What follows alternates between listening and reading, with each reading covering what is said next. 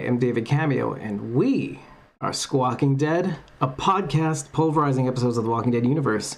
And today we have a wonderful episode for you. The final, Part 5, Episode 100, our Squawking Dead retrospective covering our best clips from The Walking Dead Season 10. We go through it, we go through our best moments. We have multiple moments per episode because as of Fear the Walking Dead Season 5, we actually finally started to create clips to showcase our talent. And I'm wearing my shutter shades, so you know I'm serious about this. I am just very happy that this is finally over and I can focus on some future content instead of stuff that's already been on our rear view. But I'm glad you're here. Thanks, Pivy. Thanks, Rachel, for the shutter shades. I have a video I actually took of me opening your present. Rachel actually gave these shades to me.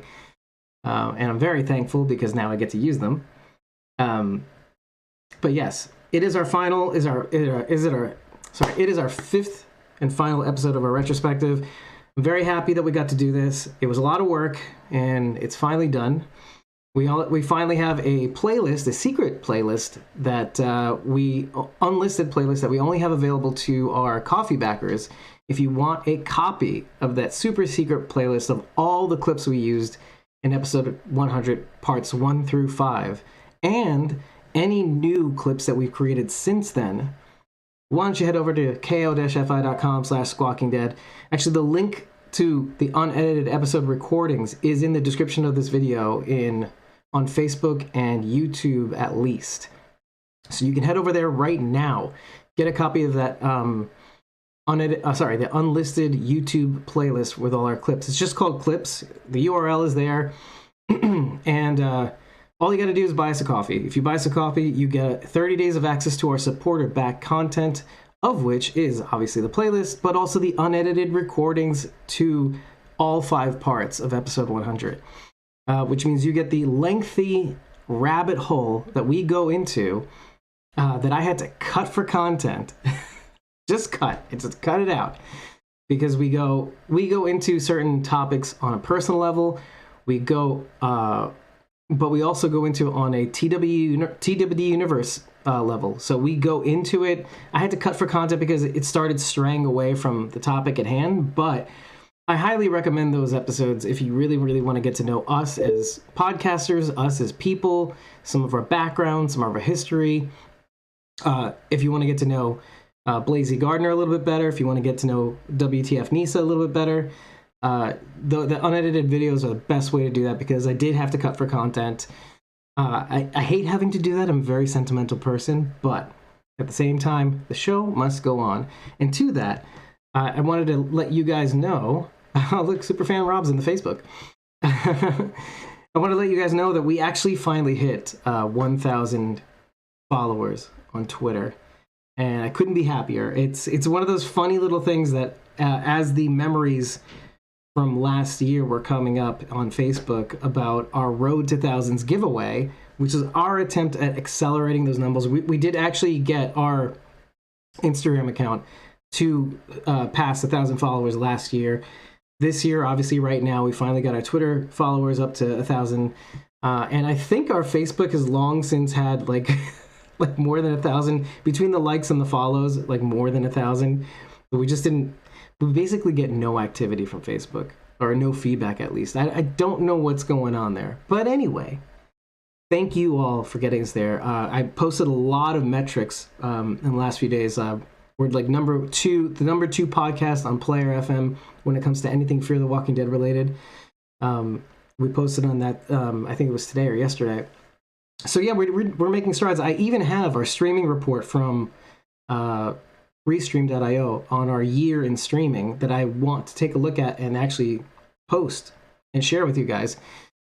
So anyway, please enjoy this episode. It's the last of its kind. I really do hope we can do something like this again. It'll be a lot easier this time around. All we have to do is just pick those clips out, discuss them. So I'll see you guys in episode 200. Hopefully it's a one-parter. So who knows? But anywho, because yeah, we've been churning out episodes a lot this year. We're already up to episode 120, which is actually going to be a very special one. I can't wait to share that with you guys. So who knows, by the end of this year, we might be at 200, and then all we'll have to cover are the episodes, from Fear the Walking Dead Season 6 and The Walking Dead World Beyond, TWD 10C. You know what? Maybe never mind. Anyway, enjoy episode 100, part 5, our coverage of The Walking Dead Season 10. Cheers. See you in the chat.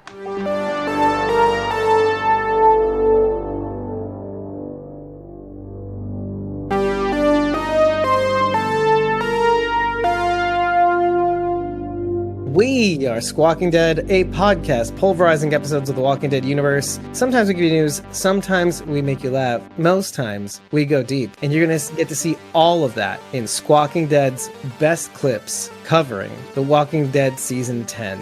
And today I'm joined by me, David Cameo, Sharon D. Blazy Gardner, and Nisa, WTF Nisa. Without further ado, I think we're just going to jump right into it. I'm kind of glad that you gals are here with me because I kind of like the idea. When we were actually envisioning this episode 100, like Squawking Dead retrospective, episode in 5 parts. The idea behind it is that we kind of wanted to sort of have the listeners' take on what we've done in the last 3 years. I mean, we're actually getting really close to the end of the 3rd year, and we're going to be starting up our 4th year come, I want to say it's like October, like late October, I think, something like that, October 23rd. I can't exactly remember when our birthday is, but this is kind of what, like, as we were talking about it, this is kind of what we're envisioning, actually, having the listeners come in and kind of weigh in on our best moments, or I don't know, what we're calling our best clips of each episode. And sometimes there's more than one clip too, as you're gonna see now. See, as we started making more clips,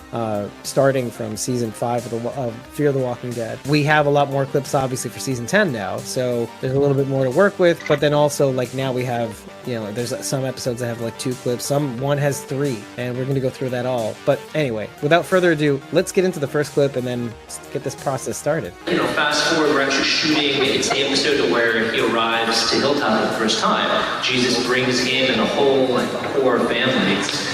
Stephen and Maggie and Daryl and Carol and Michonne, they're all there. And we're there for the first time ever. We don't know what's going on. Like the levels, you guys can speak to, it's like the levels of like security and secrecy and confidentiality, they're so deep, like you don't know anything. So we get there, we don't know what's happening, we don't know what the situation is, so we're like really getting ready to shoot this thing, and Andrew just steps up and he's like, all right, this is what's happening. And he's doing it as Rick Grimes. He's speaking improvisation as Rick Grimes. Like, all right, guys, this is what's happening. Like, you've been living here forever, and like these guys, like, are coming up to your door. Like, it's us, but you don't know it's us. You think it could be like these savior people who just like murdered like a teenager in front of you. So when we come to the front of these gates, like, you have to be so vigilant. You don't know who it is. Like, let's go. And he did one of these. Come on, let's go. And that was up. Yeah, but no, he's a really nice guy. He set the stage, pretty much the tone for that scene. For the scene, and I think for the show too. They always say this for shows or movies, and just as it's true in general for any organization, like leadership is like top down, right? Like you follow the example of the people above you, especially the one at the top, the captain or the QB. And I think from day 1, season 1, I wasn't there, but I can imagine, especially from what I've heard anecdotally, like Andrew has always been like a real amazing role model. Just so everybody knows the context of that clip. Now, obviously, we didn't start with season 10, but what you may not know is that we're friends with Chris from BMNY Deadcast, and obviously, we had him on. We've had him on the podcast as a host, and we're just really good friends. When we went down to Camp Merrimack Charity Bash, we were around each other a lot, and we were just buddy, and he was introducing me to other people, other people in the fandom, and also like on The Walking Dead, people that he's interviewed interview. They're kind of really good with him. And, so he's kind of like dragging me around by my lapels everywhere and just making sure I see the right people and everything. But what's cool is that like New York Comic Con, of which this panel was taken out of, they actually polled Twitter like several months back saying, hey, what podcast do you think deserves a fan panel on New York Comic Con? And then without hesitation, all of BMNY's fans chimed into the to their Twitter account saying, BMNY Deadcast, BMNY Deadcast. Long story short, they got the panel. Chris, asks me to come on. He asks also Meg the Geek, and well, anybody else from Squawking Dead anyway. But he's able to wrangle Frankie, at least Dufour, Oscar's Red Hat, the artist, Walking Dead artist, and also James Chen. James Chen played Cal on the show from Hilltop, and so obviously that clip is him describing what it was like to meet Andrew Lincoln for the first time, how he sets the stage, and how he is as kind of like an actor in person. And so that's what that clip's about. And I was there, obviously. I was kind of cut off on the left. I was just next to at least Dufour, and it wasn't really technically cut off. I just made it a square video just for sharing purposes for later on. But yeah, that's the context of that clip. But we've all heard of stories of Andrew Lincoln before, like how he kind of gets into character. You've seen him in Instagram pictures with his earbuds on, between scenes and stuff like that, rehearsing lines to himself. But I think this clip was kind of cool to get like a little insider from the actors of what he's kind of like, what that scene was like too. What a great way to be brought into a show and just have them throw you right in. I mean, it just seemed like a fun way to jump in, give you a feel for it right away. Like, I don't know what's going on, but these guys seem scary. Yeah. I would be completely freaked out to be like on stage, not be the one just watching it. It was a little nerve-wracking, but you'll see what I did, and I almost what I did at the beginning of that panel. So there is a link, obviously, at the end of the video and in the beginning of the video, the card to the actual panel that we filmed that day. But we also had footage from my friend Matt, who actually took some camera footage, did some camera work. So we remixed it after the live stream that we originally had that day. And from the moment we came on, I was trying to psych up the audience, first of all, in the beginning, and then also when I was introducing myself, I just like went a little over the top. So it was a little too ridiculous. If you ever want to know that I'm nervous, I kind of have this tendency to make an ass out of myself. And it looks on purpose, but it's not. But I play it off like it's on purpose. The joke that I made to psych people up is I put the mic like this in front of my face, because this is how we used to do our podcast at first, like just like this. It's like, hey, I'm David Cameo, and you're listening to Squawking Dead. And so I put the mic on the table in front of my face like this, thinking, first of all, not thinking, obviously, that, people have heard of Squawking Dead, right? No, nobody knows what the fuck I'm talking about. Nobody watches the show. Look, it's so... that was funny for me. Only me. I already did the deed. Now I could just be me. We fucked up, and now we could just be ourselves. So if you ever want to know how to not be nervous, do that. Just make a complete ass out of you. I will tell you who I was very excited to see, Dante. That was my gosh, he's right out of the comics too. Perfect, dude. He was so perfect. When he walked in, I was like, dude, you couldn't have casted a better Dante. He even looks like him. Looks like him. He has the same swagger, same approach. I was like, this nailed it. You guys nailed it. Like this one, you got it. I'm not even sure who the actor is. Do you know who the actor is? Juan Javier Cardenas. Okay, thank you, God. Juan Javier Cardenas. God has spoken. He was absolutely perfect. He looks just like him. That cocky, pompous attitude. Like, totally. He's just perfect. I cannot wait to see more from him. That was like one of a big highlight for me. When he walked in and introduced himself, I was like, oh, he's here. This is right. Awesome. I was like, you have big scenes coming up, especially knowing that Maggie is coming back. Right. So I was like, okay, I'm seeing this all come together. All right. Oh my gosh. That was awesome. So was he a doctor in the comics? I don't remember him being a doctor. No, he was just a dude. That was the only thing that was different. Like, I mean, because they never really got into his, I guess, pre-apocalyptic life. Like, basically, we just know that he was a fighter, but that's about it, So but I was like, you got it. That's cool. Yeah. I was like, this is cool. Like, give him more substance. That's cool. You got it. They got it perfectly. But the crazy thing was, it's like Sadiq has some serious serious like post-traumatic stress, man. Oh, big time. Yep. Big time. I'm almost wondering that whole thing with the spider, and then when he flashed back to the barn, and then we see the spider in the web. I almost wonder if that's him like freezing. Like Maybe. he had a moment where he just froze and didn't fight back. Yeah. And that and like did. I don't know.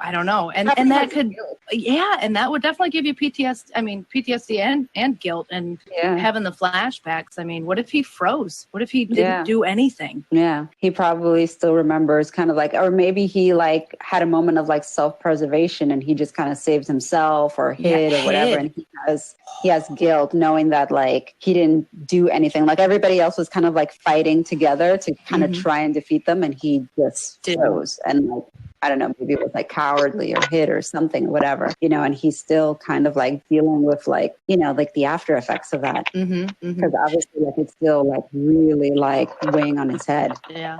Let me give you a little bit of context in this clip. Between the events of New York Comic Con and a whole bunch of things, I was getting the graphics up, trying to get a whole bunch of things ready for season 10. I had enough time to see the episode. I did not have enough time to actually get notes for the episode. So what I did was I said, hey gals, how about you guys do another show by yourself? I'll just, you know, be producer in the background and you guys just have at it. Normally what I would have done is jumped in right there and say, you don't know what the fucking spiderweb thing is all about? What happens when a fly hits a web? You know, it can't get out of it, right? That's the whole allegory of the spider in the web. You know, it's like the Black Widow reference, playing with its prey, and then eventually, like, you know, because you know you're playing with your prey, it's in a trap, and there's nothing you can do. So it's not like about deception, girls. God, what's wrong with you?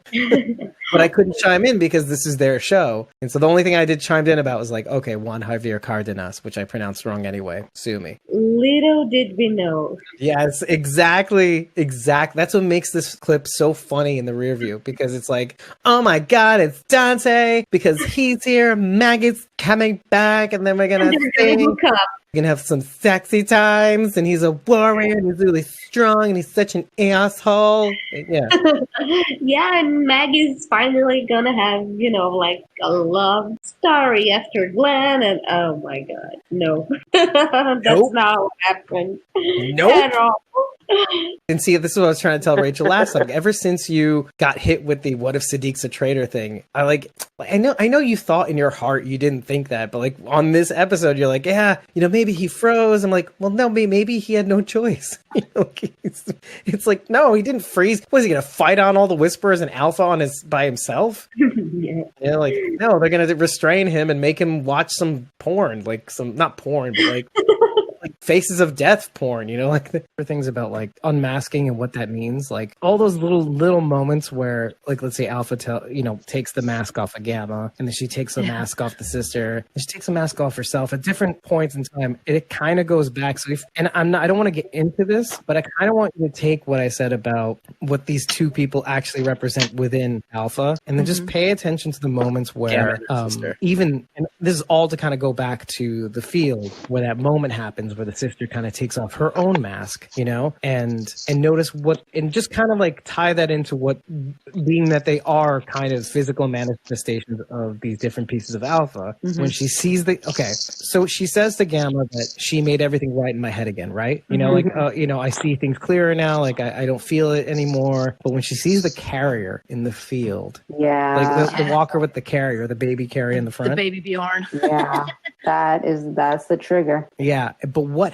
so that's when you start seeing the flashbacks. But there's one specific flashback that's not something we've seen before. When Alpha tells her to bring him. Right. Bring him with you. Did you see that, Carol? No. When was this? This one specific flash where she says, "Bring the child." Like yep. With the she pulls him out. She pulls him up like that. Yep. Really? She knew. Oh, she knew immediately that baby was going to die. She knew she was going to sacrifice the baby. And I think, again, but for a specific specific purpose. Yes, exactly. Oh, yeah. She wanted to show our group how ruthless she is. Oh my god! And that kind of takes you all the way back to the beginning of this episode. She has no problem sacrificing somebody else's child, right? But not her own. No, not her but own. it goes way deeper than that. Like, she needed to do that to kind of prove to herself that she could do it for herself. But she's so like sadistic that she's putting other people through her problems. Do you know what I mean? Does that make sense? What I'm saying? I think, yeah. Like, she's so committed to her own ethos that she's willing to pull up all the other roots. You know, like, she's willing to decimate other, and to even have to do that, shouldn't that tell you already how bad your philosophy is? Like, that you have to like raise the earth to kind of make a point. Yeah. She knew what she was doing. She didn't have to do it too. Yeah. Scorched earth. Yeah. Anyway, what I'm talking about is she made Gamma's sister bring the baby to the field, you know, where you had that incident with Connie saving it and everything. That's the baby Adam, right? That the Suttons take care of. The point of me saying that is that she had to do it for herself to know that she could do it for Lydia, meaning, you know, of course I killed my own daughter, and here's the proof. I'm not afraid of killing your daughter too, or your son or your baby or whatever. Like, to kind of prove to the gang that, like, I did this too, so you need to do it too. I'm the example. You have to follow the example. Meanwhile, she didn't do it. She didn't do it. Or to prove that she could do it for herself, meaning, like, later on, if she had to, she could. But then, obviously, we find out at the end of the season that, like, oh no, she has to take my place. What? Yes, and you will guide her. You will be her baby. You will be her baby. In the beginning of this clip, I explained something about the both Gamma and her sister representing different sides of Alpha. So, you know, the one of innocence, but also the one of hardness, right? Like, Gamma's trying to be hard, you know? You're trying to be this person that, you know, I could be this person if I want to be in order to survive or in order to get along. But Gamma's sister can't handle it. She can't hang it. You know, you realize that she is this way because, you know, she lost her baby and she can't square that circle so much, which is like, it's similar. These two sisters are the same two parts of Alpha that are wrestling, trying to be something in order for a grander purpose, right? And this is Gamma, and then the other sister is literally the other part of Alpha that's struggling without her child. I mean, I remember even when when Alpha, you know, tells her to put the baby down, and all right, in season 9. Like, yeah, you know, she's like, seriously? Because she kind of looks like, you know, both sides, like, she serious? Oh, okay. Right, and then she cocks her head like this. She's cocking her head like, kind of like Rick, but like more in surprise. Yeah, and you notice that other whisperers, they were like, is Alpha serious? You know, so, you know, like, except for the few in the back, they're like, yeah, you do that. Yeah, exactly. You put that baby down. They nod their heads. Yeah, but some of them were like, is she serious? Oh, okay, she's serious. Okay, we can see from the beginning that it's like, not everyone is on the same page as Alpha. Do you think that seeing the way Gamma's sister reacted to losing her child affected the way Alpha saw the possibility of losing Lydia? Like you said, she was two different halves of Alpha, so when she saw the way the motherly half reacted, do you think that changed the way she viewed her relationship with Lydia? I think it was just a reflection, like a mirror reflection. But maybe you're right. Maybe there is a little bit of a feedback loop, meaning Alpha sees the reaction of the sister, and obviously you got to put her down because she climbed on top of the Alpha like a backpack. Because later on in the season, you see the baby bird's nest thing, like where she goes back to the old Whisperer camp, and there she's built this like what looks like a pseudo bird's nest bathtub, like in the flashbacks. Yeah. It's kind of like, will I ever get over this? Maybe, because this is why I said she had to do this. She had to make Gamma's sister bring the baby to the field and do what she did so that she can, you know, like, oh, can is this possible? Is this what we are? Is this what we can be? You know, we can become so much better and stronger and whatever. I prefer to think of it more like as like a mirror, but no, maybe you're right. Maybe she's just trying to figure out ways to commit one of the worst things she could ever commit, you know, to what naturally would be, you know, something we wouldn't. When you're creating art, let's say, the last thing you want to have to do is beg people to like, I mean, not like necessarily, but, you know, to ask others to follow or share a video, because you feel like your work should stand on its own, right? I mean, I know that you guys understand how I feel, Sarah, Danielle. I remember that one time that I did it, it really sent me up a tree. It really made me feel like dirty, like weird, like dirty and weird. Well, I'm already weird, but dirty. It really, really kind of tied my stomach in knots. I can tell you to share this video, and I really don't. First of all, I don't really care. But second of all, it's just one of those things where, like, I mean, what value is somebody going to get from learning about the winners of this giveaway? FOMO? They're going to get FOMO from not entering this giveaway? I don't know. I don't know what the solution is. I do think it's a good mixture of good social media strategy. I do think it's a matter of presentation. I do think it's the fandom. I also do think it's just a matter of really drilling down, and maybe even just individually trying to pick the right people to recruit, let's say. And even that's kind of makes me feel a little dirty, because I just want people to want to do it. And the problem is people have only so much bandwidth. You know, they got their own problems. And nowadays, everybody seems to be a creator. This video is basically announcing the winners of the Road to Thousands giveaway. Part of the giveaway was actually obviously entering, you know, following, sharing, etc., all that stuff. But the other part of it was if we increased our follower count from some of these accounts, or any one of the accounts to the 1,000 mark, or the 2,000 mark, or the 3,000 mark, let's just say, but that's why it's called the Road to Thousands. You know, we would add another winner slot. And so I remember painfully the last day of trying to get people to, like, honestly, I didn't want to do it, but like part of me was like, well, what's this for if we couldn't get one account to 1,000? I like literally would contact people. I shared something out, and then I tagged a couple people, and then I contacted some people, you know, privately, and it was just a whirlwind. And I remember, like, I watched the episode of The Walking Dead, and then midway into Talking Dead, I passed out. So I stopped looking, because obviously we had to get to the episode, we had to watch it. And then I wake up, you know, I missed the rest of Talking Dead. And I wake up and we're like, oh, we're at 1.1 thousand followers on Instagram, I think it was. And I was like, oh, wow, we can add another winner slot. That's so great.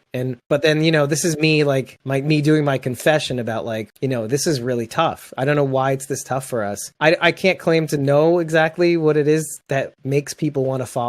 I only know what works and what doesn't. And this is me, like, A, sort of complaining, but also B, like, just kind of giving people a little bit of a side of me that they might not normally see, like, in terms of just letting people in on what I think, you know, and how, you know, as a creator, like, you know, all the feelings that I have when it comes to that, like, how hard it is. And so I gave him a little earful before I announced the winner. It is hard. I have the same issue. I've been plugging away at Instagram and Twitter for the better part of like 3 years now between fandoms, and I can barely scratch 1,200, and I'm not sure what I need to do to market. You know, I don't really like marketing myself or promoting myself, but it's really hard to build an audience, and I'm not sure what to do to make it easier. We kind of talked about that when we were covering that one clip from Fear the Walking Dead about how Squawking Dead is Convoy, and basically it was, you could be like Ginny and go follow for follow, follow for follow, or like you can be like Convoy, like, you know, going out there in other people, you know, looking out for other people so that they can look at you, you know, being involved in them so that they can be involved in you. Like, if they choose to, you know, they don't have to, but like, you know, if they want to. After that, like, when we've had these conversations offline, quality over quantity. What ends up happening, Sharon D,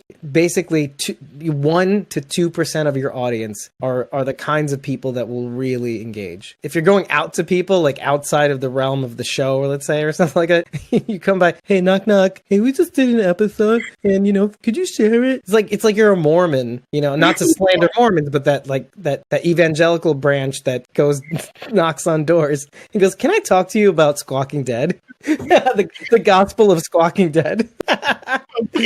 You have a minute to hear the gospel of this. The gospel of Dave? The gospel of Dave. No, I don't. Goodbye. But then we go into this one thing that I kind of want to talk about a little bit more, but I don't really know what to make of it, because I genuinely want to know from you guys. And that's, I can see how she might know that they crossed their land in winter, that they crossed their land during the fire. But what is the man with the metal arm? You and the man with the metal arm, and I'm assuming she's talking about Michonne. Yeah. When was that, right? When they were on horseback? By the river. But yeah, by the river. But I didn't know didn't think that was their land. Did they watch Fear the Walking Dead? Sorry. I thought they were when Aaron. Yeah, it was right after they found the mask and they were going to go out on patrol and look for other signs. Yeah. But I didn't think they ever crossed. And the man with specifically the man with the metal arm and her. Right.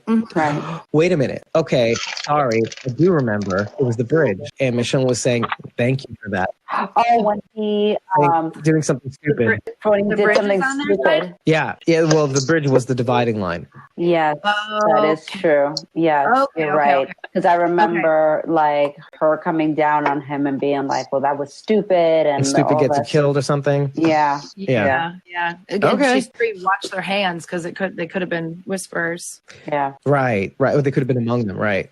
So I think that just helped a whole bunch of people who were kind of maybe confused about that, because I was confused about that for a second. I was too. Yeah, I was too. I think probably Walker Stalker did that to us. I completely forgot that scene. I mean, I remember that scene, but not as that being the border or whatnot. You know what I mean? Right. So sometimes we point out scenes that even we missed. It's like, oh, sometimes Squawking Dead doesn't know what the fuck's going on. It's the one scene either from this episode or from the previous episode where Aaron's just going out and killing walkers out near this bridge somewhere. And Michonne's like, what the fuck you doing? I don't think it's the same bridge that Gamma meets up with Aaron, because I think that one's like more of a paved bridge. This was more of like one of those dilapidated pedestrian concrete bridges. Like it was over this random river. It was a pretty random scene. And Aaron's just hacking and slashing at these walkers. Oh, and if you remember, that's the same scene where like, okay, the walker comes to bite Aaron's arm, but it's the metal arm. So it's just kind of stupid. Yeah, that's what I like about you. You do research like me. Resting on your laurels, like, I'll get notes tomorrow. Let's do the show without notes.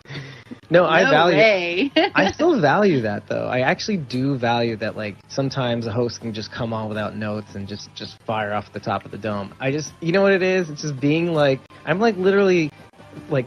Carol and I discussed this last night, like really late. We were personally DMing each other, and I'm like I'm like trying to watch Talking Dead. I'm trying to catch up finally, because I think NYCC threw me off. WSC threw me off, all of that, and just trying to catch up has been maddening. And I was like, I'm always 2 episodes behind. And last night it was 2.5 episodes. With Talking Dead, falling asleep. Oh no! Like you're right. I don't get sleep. Right. I still don't have time to catch up. So like Carol and I would DM each other on Slack, and I was just kind of like, hey, I just realized something very important. Angela Kang is like, what would happen if you and me had a baby? And like clearly she gets her looks from you. But and I'm like, Angela Kang is your and Carol's baby? Yeah, basically. Like our greatest creation. Well, I say that because it's like all the looks and all like the geekiness of Carol, and then all the like studiousness and deep thinking, the deep thoughts and psychological harm she inflicts on all of us every week. That's me. That's me. I'm all the bad things. I know when to be the butt of a joke, even though it's my own joke. No, that's hilarious. Yeah, exactly. It's Miss Kang. my alter ego, my personal account, Miss Kang. You know what's funny about what you just said? When I first went online, this was like I want to say CompuServe, but maybe even Prodigy. Like this is like early days. CompuServe. Oh wow. This weird text terminal, and then we go into these different rooms. These are text-based rooms where we'd see chats and stuff like that pop up. And then CompuServe finally went graphical. And when we went graphical, we saw all these chat rooms that were graphically based chat. And it was pretty good for the time. And every chat room I'd go into, it would be Asian girls being like, "Hey, what's up?" And I'm like, and the conversation would keep going, and then they would say, "Oh, so what Asian are you?" And I'm like, "Oh." I guess having a pseudonym that with Miss Yang is a little confusing back in the day. First of all, there's no profile pictures, just so you know. There's no profiles per se, not really. Maybe a one-liner with an email address, which you would mistakenly do, because if you were stupid on the internet back then, because then you get internet stalkers and people visiting your house. So I'm definitely not going to do Miss Kang. Oh, it's going to happen all over again. First of all, I'm married, okay? Second of all, I'm not picking up teenage girls. There we go. I'm very proud of our executive producer daughter, showrunner. she's our daughter saved the Walking Dead. Let's move on. But doesn't it seem like so like out of this world to even be like real? Sociopathic, yeah. And let me clarify. This is me fucking with Brandon Carol. is real in terms of the story, like in terms of this thing. But like I love this exercise of trying to like actually just say, but what if he isn't? What? Because in actuality, he's a written character, right? Brandon. And he's meant for something. He's meant to illustrate something, right? But like taking it one step further, what if this is all in his head? What if this is all in Negan's head? Like that's what I like about this exercise, because he's working something out. Like, who am I to Alexandria? But right? I think that even if we didn't go down that route of that exercise, you could say that he worked it out even at the very end, where he's like, oh, see, I proved myself. And he goes, I am like, and he tries to say, I am Negan, and he beats the shit out of him. Right. And it's like, beats the hell out of him for being like, I am Negan. No, you are not. That is not who Negan. I am. That is not who Negan is. Like, This is and Carol he puts being all angry the with life me, and by the way. energy into beating the shit out of him, you Right. know? So I feel like that kind of goes in line with the whole kind of working, what you're saying, like working it out within himself in that moment when, you know, he sees like, yeah, I thought this is proving myself. I killed this woman and kid. I am Negan. No. Right. But you know what's so important about like that one specific scene and how the wording goes, like I am, and then he knocks him out. There's something to be said about like this is my legacy. Right. This is what it. But No, absolutely. I thought I was saving people, but this is all that people like. Of course, some specific people remember me a certain way, but even on a trickle down effect, like in terms of legendary, like this is what it's come to. In his mind, he wanted to rebuild civilization, Right. you know, like in his mind, like this was not to have some kid think like, yeah, you know, like going around murdering people and stealing their stuff. And, you know, like this is what the Saviors were about, you know? Right. So, and this kid was supposed to be like the best case scenario for him. Like he is a kid of a savior, and this is what he remembers. Yeah. Like this is how he remembers things. I was trying to do the exercise of you could have literally pretended Brandon wasn't real for Negan, and this is him working something out. Think about it like this way: like this could be seen, and of course it doesn't need to play out that way. But what I'm saying is that like on like a narrative level, and it's very close to reality, is that Brandon was supposed to be the best case scenario of how somebody left over from the Saviors besides DJ, who got murked, and who else? And Laura eventually gets murked as well. So like, what Savior is left to remember him by? And then now we have Brandon, right? Who, unbeknownst to everybody else, is like, or maybe people knew about Brandon, but he was a weirdo. You'd think that somebody would have gotten what he was trying to do, like really get why he had to be who he had to be. And this kid was supposed to be the best case scenario. So if this kid doesn't get it, what do the rest of Alexandria think, right? This was supposed to be my best case scenario, somebody that's on my side and can actually see me for who I am. And then you see this scene, then you realize, oh, okay, now he's going to the Whisperers. Brandon was representing the negative parts of when he ran the sanctuary instead of the positive parts about what he was trying to do. Right, exactly. And that's the thing, like you'd expect maybe that this kid somebody would have gotten it from the Saviors, that like, oh, but the reason why we did some things, not these things that Brandon's talking about, but some things, was because we're trying to save people, not kill people and be marauders and pirates or something like that, or some sort of legendary tale. You're raiding walkers? What? Raiding walker. Is it just me, or did that kid look like a really young Leonard Hopefully we Hofstadter? didn't point this out at the time. I remember like, it was totally hard to even get past that. You gotta talk about this shit. Bringing it back. Michelle's got Alex. right. Her own Another walkers couple again. of pets. And Rosita, she's got a bit of like this weird kind of kingdom armor on, actually. If you look It's weird, yeah. Mm-hmm. with like these kind of buckles on them. So there's a little bit of an update. It's probably where she hooks the breast pump. We would not have thought of that. You wouldn't have thought of that, right? Right, Chris? That's her version of DoorDash. Yeah. Feeding on the go. Oh my goodness. So you're the first episode of your fitness podcast. Oh no. Oh. It's not just for babies. Anyways. It does kind of look like that though. Like it just slots in there. Anyway, so yeah, they make brassieres in that fashion. That's why it made me think of that. Oh my God. Maybe not quite that fashion. No, but like how you just described, where you slide the thing in, and for nursing mothers. Yes, yeah, it's a real thing. More to the Eugene point, probably designed it, so you know. Yeah. Ooh, this. So he could slide his hand in there. Anyway, so I was thinking though, this outfit kind of looks like what King Top would be. It's like a little bit of the hilltop blacksmithing and some of the Kingdom's stupid bike padding or whatever. Yeah. Yeah. Anybody else? And that's the grave marker that he pops out of. Oh, here we go. So there you are. You are right. Can we just watch this can we watch it in real time for a minute? Okay. But you're gonna miss it though. That's how quick it is though. I know. Did you see that? I know what I'm looking for now. That's it. That was that. Oh my god!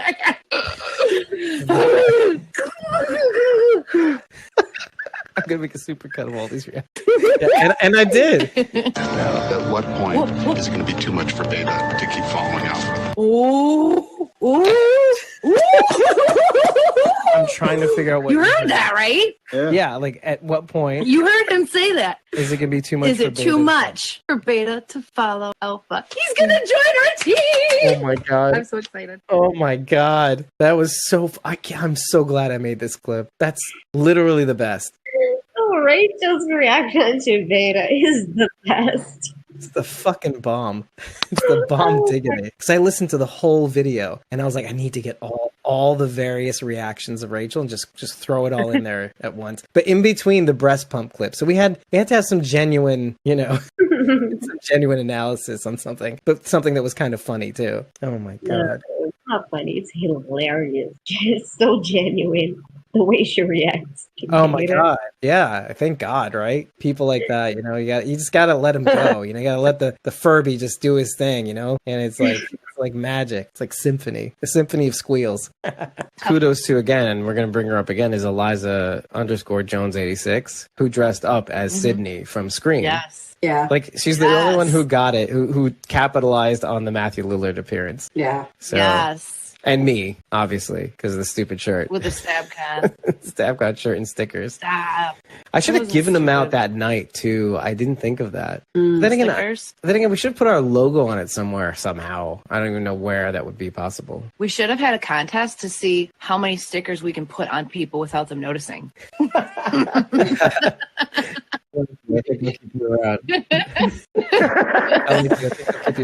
would have won that game. I would have surrendered because I would love to just watch that. I would take video of that. I mean, speaking of funny things people were doing, I think it was the last day, maybe it was the Saturday, but Aaron, was it Nightmare on Elm with the 3 and the Elm? He had this big pouch of little tiny baby figurines that he was putting everywhere in the con, like other people's tables. Oh god.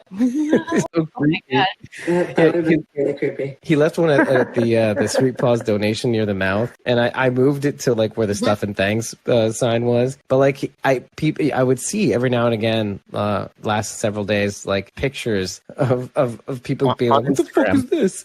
One of them had, they were like all in like a little conga line, like surrounding like a button or something like that. It was like, what is going on here? That's awesome. And I was like, that's awesome. And I was like, literally, I kept tagging him. It's like, this is your work, isn't it? It's just cool. That's awesome. That is hilarious. Who would have thought of that? Just to give him a shout out, Nightmare on Elm was actually on the last episode where we did the teaser breakdowns. We invited just everybody. It was I think that was Thanksgiving. No, it was like the Friday after Thanksgiving. Yeah, we just invited everybody on to see who would show up, and a lot of people did. Yeah. Most of them in the chat, obviously not like on camera. We didn't get this sophisticated until later on. We were like keeping people at the gates. We're like, no, you can be at the door and listen in, but you can't come in. Not like you guys. No. What's the password? No, the password's you're not a host. Okay. No. Anyway, but it did make for a funny episode. I came to see you guys at Walker Stalker, and you guys gave me all kinds of buttons and stickers and pins and magnets. Oh, that's awesome. And I sent a bunch of them to Robbie. Yeah, I'm glad you took. Yeah, it's just for people to take. You know, it's like that was the funniest thing about the con. I mentioned it. I think it was in this episode. It was like people would pass by and just run away. I'm like, I should have had a big sign that said, "This shit's free." I'm not selling anything. This shit's free. Please take it. I don't want to take it home. Like I would start yelling at people, but not like maliciously. I'd be like, hey, this shit's free. Hey, get over here. No, come over. It's free. Hey, fuck yourself. And I literally said that to one person, but when they were far away, it was when they couldn't hear me. That sign just has a big sign. It's free. It's free, idiot. Because you imagine like the person like seeing that sign, be like, "It's free, idiot." Like, what would they do? Would they go, "Now that sign isn't quite," because I'm in Georgia now, right? It's like, that sign isn't quite nice, is it? What sign? And then the idiot goes away. Like, "Oh, you mean the free sign?" He's like, "No, I saw free idiot. Where did the idiot go?" I don't know. Where did it go? Good segue. You know what's funny about what you said before about that Waffle House is that my first Waffle House was in Michigan. That's funny. I'm just thinking about it now. Yeah. My husband's saying no, not anymore. Oh, that could be. That was like 1999, maybe. It's a legendary story, and it was in October, and it was a spooky, scary night, a misty night, in fact. A bunch of me and college kids were out on the road, and we were just minding our business in a 1982 Toyota Corolla, which we called the Gripper, for good reason, because we had flown over on the highway that night a overturned cow, and we used its back as a ramp. And as we pulled the gleaming guts from out underneath the car, we were happy to be alive. And we stopped by a Waffle House and had breakfast going, "Oh my God, we're going to hell." What the heck? That's my story about a Waffle House. I don't even know what to say about that either. Some of us had religious experiences. Some of us renounced God. It was a mess, literally, too. Yeah. Oh, right. Yeah. Gross. We were pulling barbecue out for the next month. Gross. Ooh, disgusting. True story. Absolutely true. My thoughts and prayers go to the cow. Oh no, I think I'm 100% convinced that cow is already dead. Good. But here's the story behind that story is that my fucking idiot friend, for a guy that but like got this car from this old lady in his neighborhood in Reno, was it Reno? No, not Reno. Carson City, Nevada. You know, this thing was driven like maybe 10,000 miles, but literally like, as they say, from home to church, you know, that's all she used the car for. And then eventually it got passed down to him somehow through like, they paid like $1,000 or $2,000 for it. And like, you know, I mean, he took care of it the best way an 18-year-old kid, 16 to 18-year-old kid knew, you know, and he did a pretty good job, obviously, but like the one thing he didn't do was, I know he installed replacement headlamps, right? But we discovered later on that the headlamps were like basically pointing down, you know, like 3 feet in front of the car. And so when we were driving that night, and it was kind of misty, kind of weird, and it was a night I can tell you the date, it's October 3rd, because it was that legendary. We used to celebrate every year. I'm not friends with them anymore. And like, I remember one of them was even like, so it was like, it's weird because one of them was like about, I don't know, 45-degree angle, but the other one was like at a 10-degree angle, almost 90 degrees, like 80-degree angle. So like one was like really far down and the other one was like, kind of not, but not really level. And so it explained everything. And so when we'd seen it just at the last second, I let out a scream. My friend in the back yelled out a yelp. It was like a typically what you would hear from a horror movie, like in the Bates Hotel Psycho. It was like, like that. And the other friend in the back was just shaking. She was shaking to himself and just going for like a solid, like all the way until we got to the Waffle House where we're like pulling gleaming guts, like fresh guts from out underneath. And he was just like, "I didn't like this. I don't like that." I'm like saying, "Oh my God, what does this all mean? What does this all mean?" And my friend's going, "I think I found God. I think I found God." And then we all just chilled out, had some coffee. And you have to keep in mind, this is like at 3 a.m. Didn't we leave at I felt like we left at 9:30. Maybe, was it earlier? I think it was close. I want to say closer to 10. So Camp Merrimack. We left Camp Merrimack. Because we were tired. We all had morning flights. Well, actually, you and me had the morning flight. Yeah. I had been up since 2:30 at that point. Like, I was almost up for 24 hours. I was ready to go to sleep. Yeah, you and me both. I really didn't sleep. Back to Atlanta, almost. Oh, yeah. And then we stopped by a Waffle House. We did. Yes, the quest we did. for the Waffle House. My first Waffle House, by the way. Really? Yeah. I said the same reaction. You did when we were there. Yeah. I mean, I guess the first one very creepy though, with the chairs. Oh yeah, we went to this first one, and as we pulled into the lot, like there was just chairs blocking the ramp.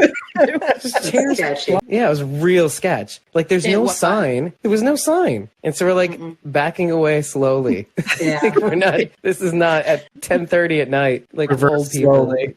Like, oh, this is a bad neighborhood with all these chairs. Gotta get out of here. And it's like nobody's in there, but the lights are on, so that's really creepy. Yes, that was extra creepy. The lights were on. Like they looked open. No cars. And so we're like, okay, goodbye. Yeah, no, that's weird. But then we did find an open one.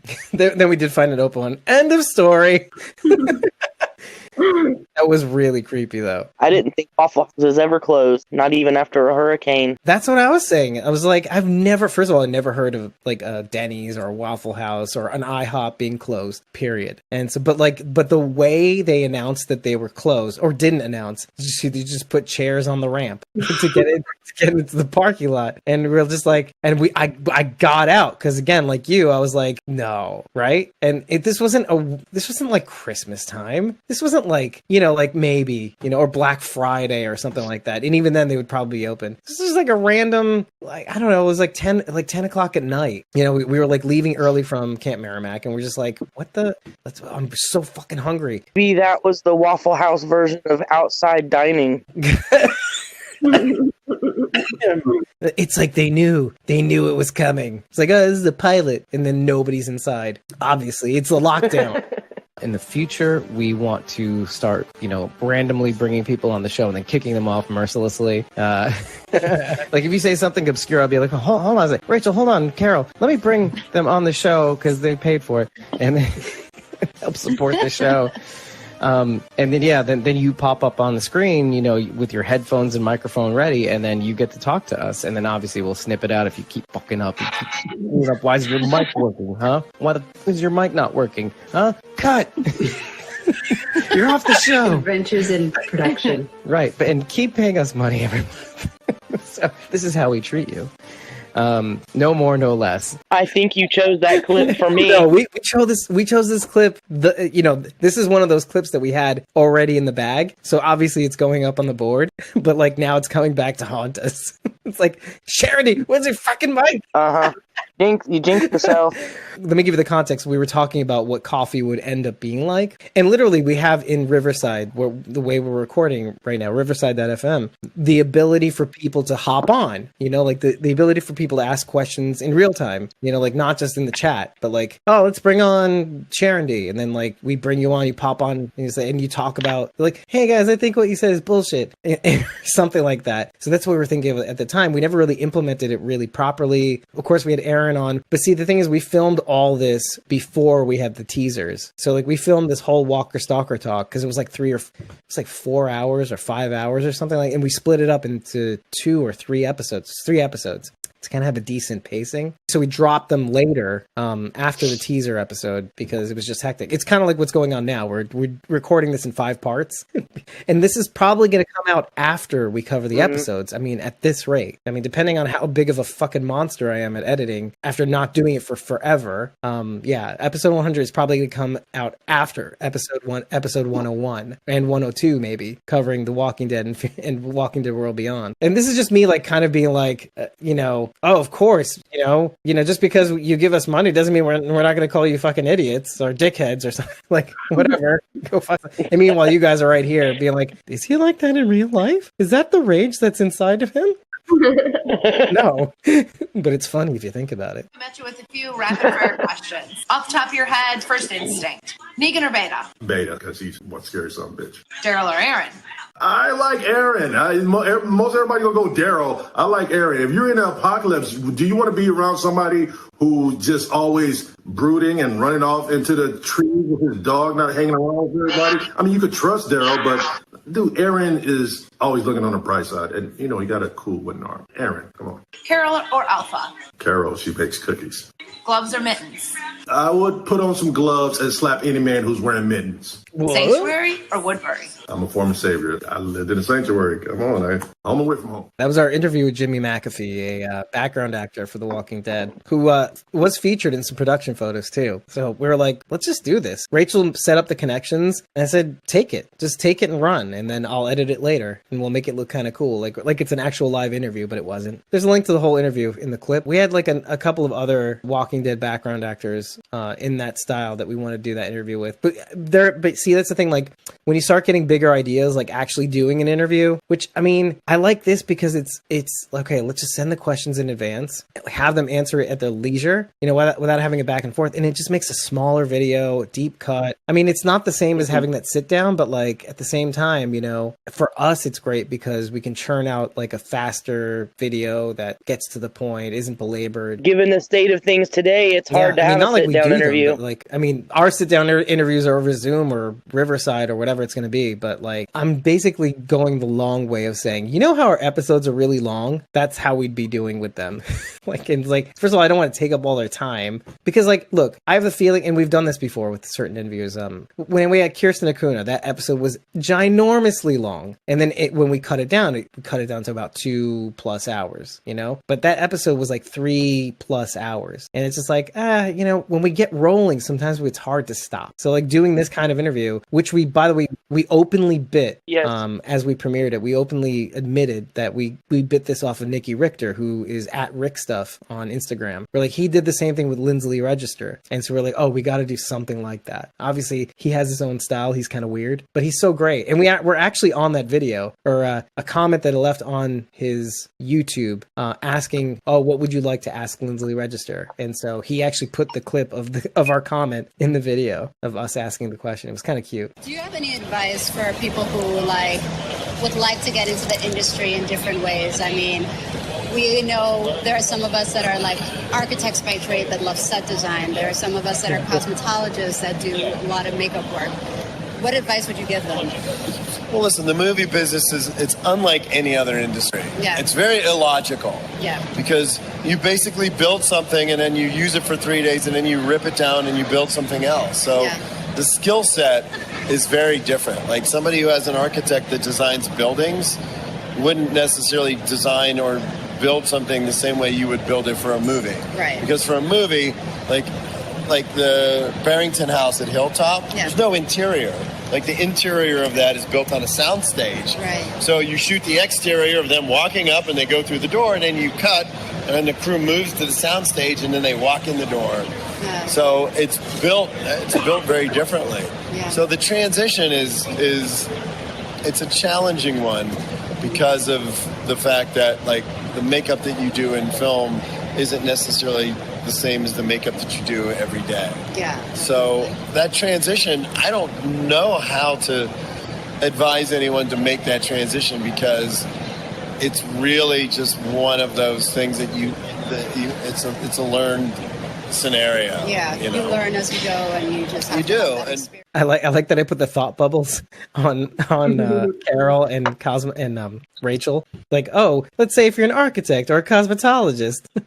Okay, like me and Rachel. I learned a lot from that, like that one nugget, like because we kept egging Carol on. Like I kept egging Carol on offline about, dude, you should just why don't you join the show? And then like now Nicotera's like, you know, your skill is overkill.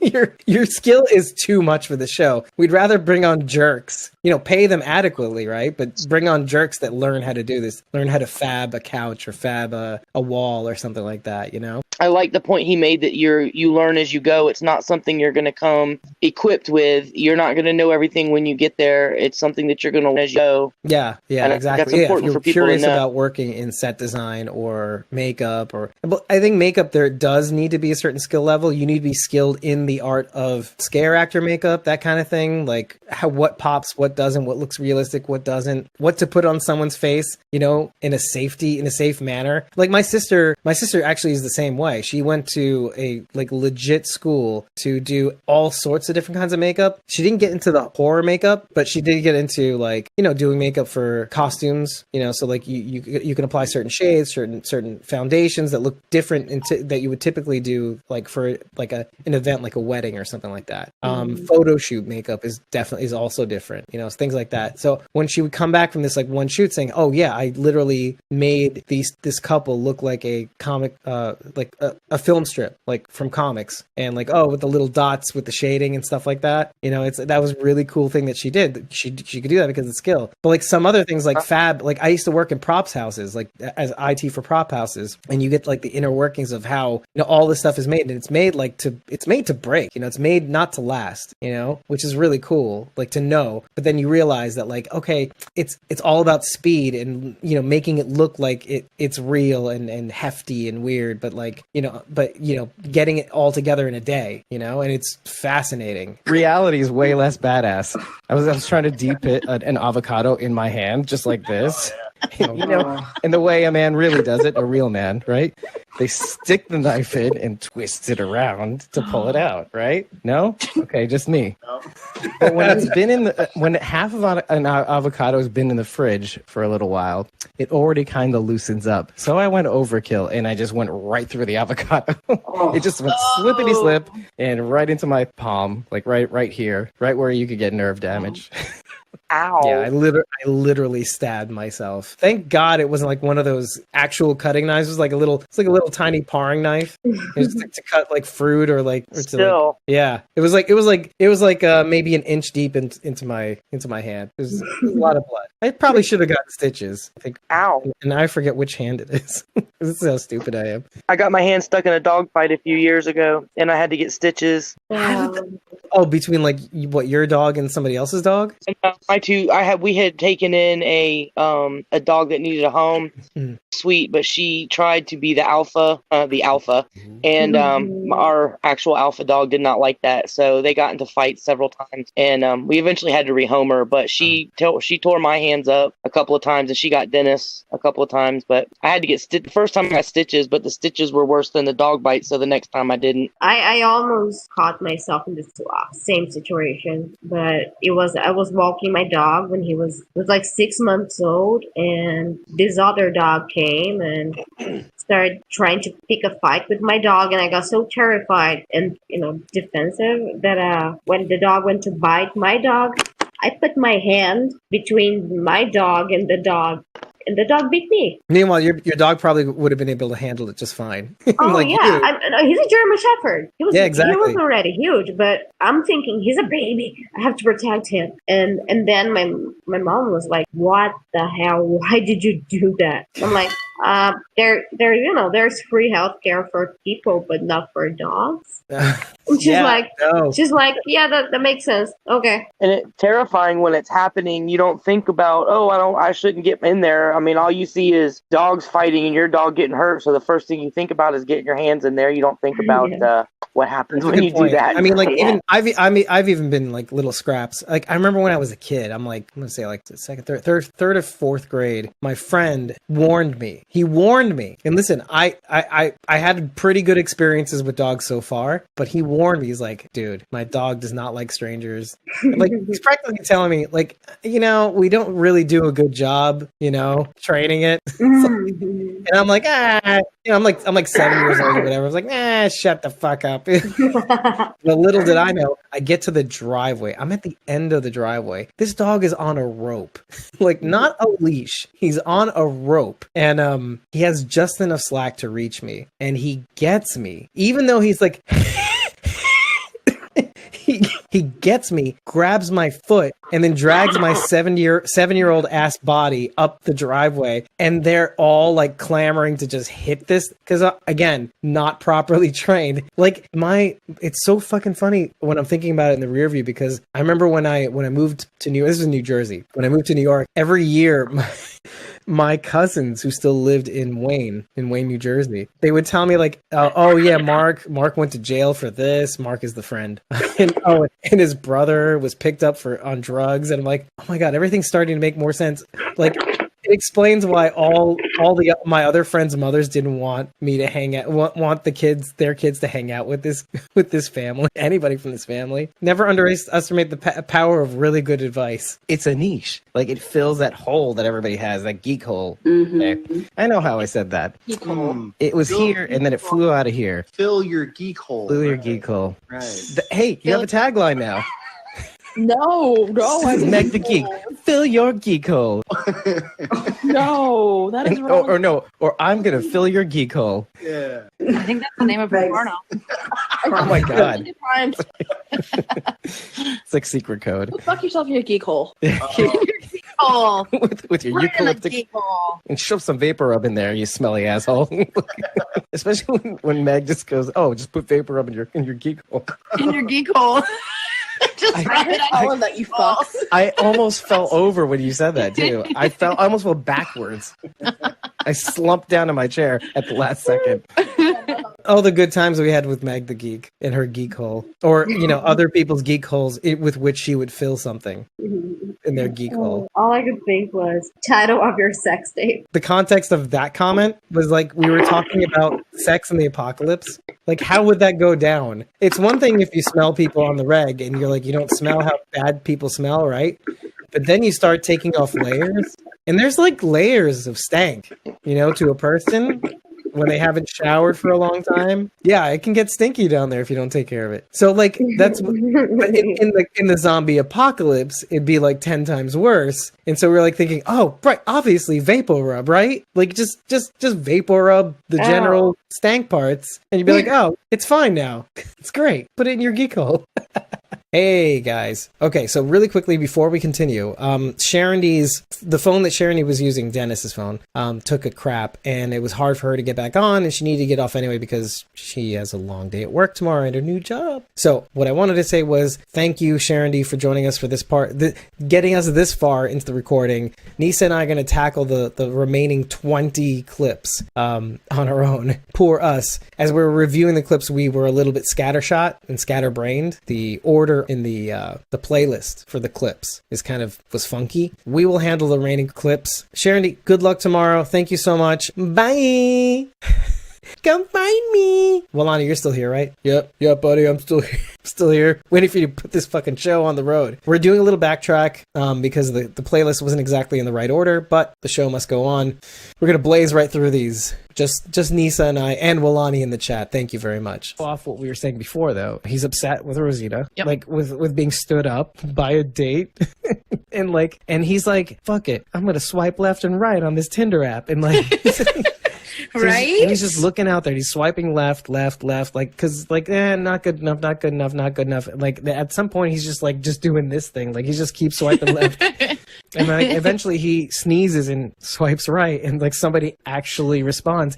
And that look on his face is like, oh, shit, I didn't expect to hear from somebody. Like, Yeah. I think he was just trying to cool down. Just It trying worked. to, like, But, like, I don't think he expected it to. And I think that look on his face is... I wanted to point that out because it just looked like... I'm so upset. I'm like so alone, and I don't expect to hear from somebody. But let's just do this exercise and like, is anybody out there? Like I'm talking to myself. I need this exercise, and I fully expecting him to masturbate and go to sleep alone again. Yeah, I said it. Oh my gosh. That's what people do in the apocalypse. People, they don't have sex anymore. They just masturbate and go to bed. You're welcome. Sorry. I just ruined the zombie apocalypse for you. Done. Yep. It's just really boring and depressing most of the time. You're catching the highlights. That's the show. The stuff in between. When they cut to the next scene, it's masturbate time. Oh my god. Which we'll call Miller time. Anyway, so done. Miller time. With the frosty. Anyway, so Pretty accurate. What is wrong with me? I mean, what else are we gonna do? We keep it real on Squawking Dead, you know? This is just how it goes. There's no TV. There's no TV. No movies. All you got is... There's no shows. Yeah, you just got your genitals and, you know, okay, a book. Maybe the same book over and over again, like, because where are the books, right? God. Yeah, exactly. It's a minor. You don't have literally anything else to do. What else are you gonna do? Exactly. You gotta diddle the piddle. I think we can keep this train moving. Oh God, is setting the double capper down. Mm-hmm. You know, taking full inventory of his scars, sitting down on the thing, looking at the double capper, and going, "What the fuck do I do?" Like, I recognize full well that he cares for her, 100%. That's not in question at all. But at what point does he have to finally go against her, against what she's saying? Because you can only, you know, goodwill runs out. It does run out, and at some point she's going to hurt somebody. Oh yeah, I mean, you're saying at what point is he going to finally say something and like intervene? You don't mean like abandon her. And he like, is saying things. You're crazy. No, he is, but he's literally saying things. He could amp it up a little. Like right now, he's just sort of like, "Are you sure? Are we?" No, he's amp it up a little bit more. I guess maybe I misunderstood what you were saying. You're not talking about like cutting ties with a friend because they're making bad choices. Like you're saying finally step up and like say something. Like it's like that meme with the dog in the room where it's on fire, and he goes, "This is fine." You know, like that's literally what could happen. What could happen? Yeah. I'm not saying we're kind of there now, like because she, like right now you're talking about kidnapping. You're talking about under Daryl's like specific like, hey, don't do this. She's damaged goods. You should know better. I'm also damaged goods. We're a reflection of each other, Lydia and I. You know, you don't want to do this to somebody who's been abused. And then because then you turn into the abuser. And who was the abuser in the Alpha Lydia situation? Alpha was. It was Alpha, the mother figure. You could be seen. You could be seen just as bad as Alpha if you keep doing this. And literally blows past, steals her anyway. And I'm saying like maybe that's not a reason to give up on her. I'm not saying that just yet, but I'm saying like how many times does that have to happen for him to give up on her? That's I think I get what you're saying, but for me, I'm not saying not yet. I'm saying not yet. Yeah. But if she keeps doing this and she's just like to Daryl's like objections, it's like when do you cut her off? I would get to the point where I would take Carol and probably put her in the cell and lock her up and say, like Morgan? You need a timeout for your own good. Okay, and she gets out and does the same thing again. I'm not saying you kill her. I'm just saying like you gotta cut her off like from your life. Well, what does that mean? Like kick her out of the community? What do you mean by cut her off? Like there's more to it. No, you're right. You're right. I guess I guess if you're putting that much I guess keep her in the cell forever. I mean, if you're putting till she's cooled out. Like you need a timeout, girl. Right. Well, I'm even thinking like, okay, if she gets someone killed as a result of her actions, like what if Lydia dies right now? She's responsible for that. Like I know that Lydia just popped her in the face, and Aaron saw it, but like at the same time, Aaron doesn't know the context, and I'm not even sure Carol will even explain it. Like, or literally, this woman kidnapped me and was going to use me as bait for my own mother. You know, like, what the fuck? Like, we're not necessarily even disagreeing. It's just a matter of degree and time. That's all it really is. Like, do you or do you not? And when do you stop? For the benefit of your friend. For the benefit of your community and for you and for your mental health too. Like, okay, how, because he's looking at the double capper not because he doesn't love her. He does, but he's really disappointed. Like this is how he's willing to treat this girl who lost somebody that she loved, who left her family because she was being abused. Yeah, and then you're going to use her as a pawn. Wow. I actually edited that clip down a little bit because we kind of rake over the coals a little bit, rake the point over the coals. I included this clip because this is like one of those seminal debates of, first of all, that most people were having, you know, in some degrees, not so great arguments that were made, but like, I thought my argument was a really good faith argument. And I was being fair. Like, look, this is somebody that Daryl loves, but I don't know about you, Nisa, but like, or you, Alani, but I've been in situations where in some senses, when somebody you love does something bad to you and they don't know, and you keep trying to tell them, hey, that thing you did hurt me, and then they keep doing it over and over again, at what point do you just have to walk away? That's a different form of abuse. They don't know it, but you point it out, you know, sometimes you have to point it out 3 or 4 times, and then like at some point you're like somebody who has a mental disorder, you know, and you can't blame them. but you also don't have to stick around to take more of it. I can easily see somebody arguing against that. Like, okay, you don't give up on anybody no matter what. But Rachel really fought tooth and nail. And I'm like, yeah. And Milani's saying enabling. Yeah, I mean, it's enabling them to continue to hurt you, even if it's unintentionally. That's the thing. And so it's on you, like their ignorance or willful or otherwise. And see, the thing, I'm not saying she's doing this on purpose, even though there was a purpose. I don't think this figured into her plans. Like, she probably thought Daryl would be on board, and he was, until like she had to lie and continue to lie to proceed with this plan. I've been in, situations like that in my life, like when I have someone I love that, they would do or say something that would really, really hurt me. And they absolutely did not mean to hurt me. Right. Like, and I'm like, okay, you know what?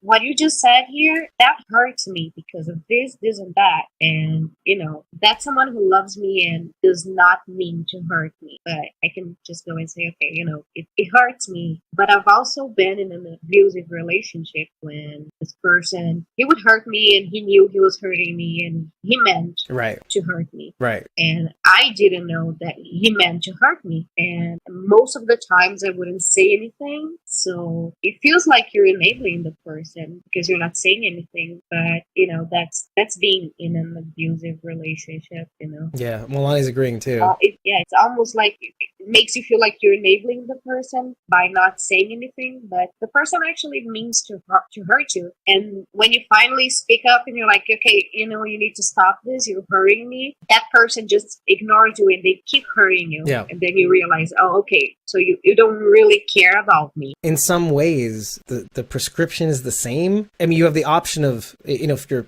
gracious enough to react in a measured, calm manner, even though you're right, you're entitled to your anger and your feelings, even if that person is doing it unintentionally, at some point, when you keep telling them this is hurting me, this is hurting the people around you, at some point, you literally have to use the same prescription. You cut the means of them hurting you off. So maybe you don't walk away, but you tell them, hey, we're taking a break. Or you and the rest of the community are taking a break, by me putting you in a cell or something like that. And then we'll see what happens. Just so other people know, I've been in abusive relationships. I have been in physically abusive relationships, where I'm the one being hit. I'm the one being spit on. I'm the one being talked down to. I've had punches to the face where my glasses are broken. That's how badly I was punched in the face. I've had it all. And without elaborating further, but all that being said, I've been the Carol. This is the reason why I was not fighting. I mean, I was arguing with Rachel on this because I've been on the other side of that. I've been the Carol. I've been,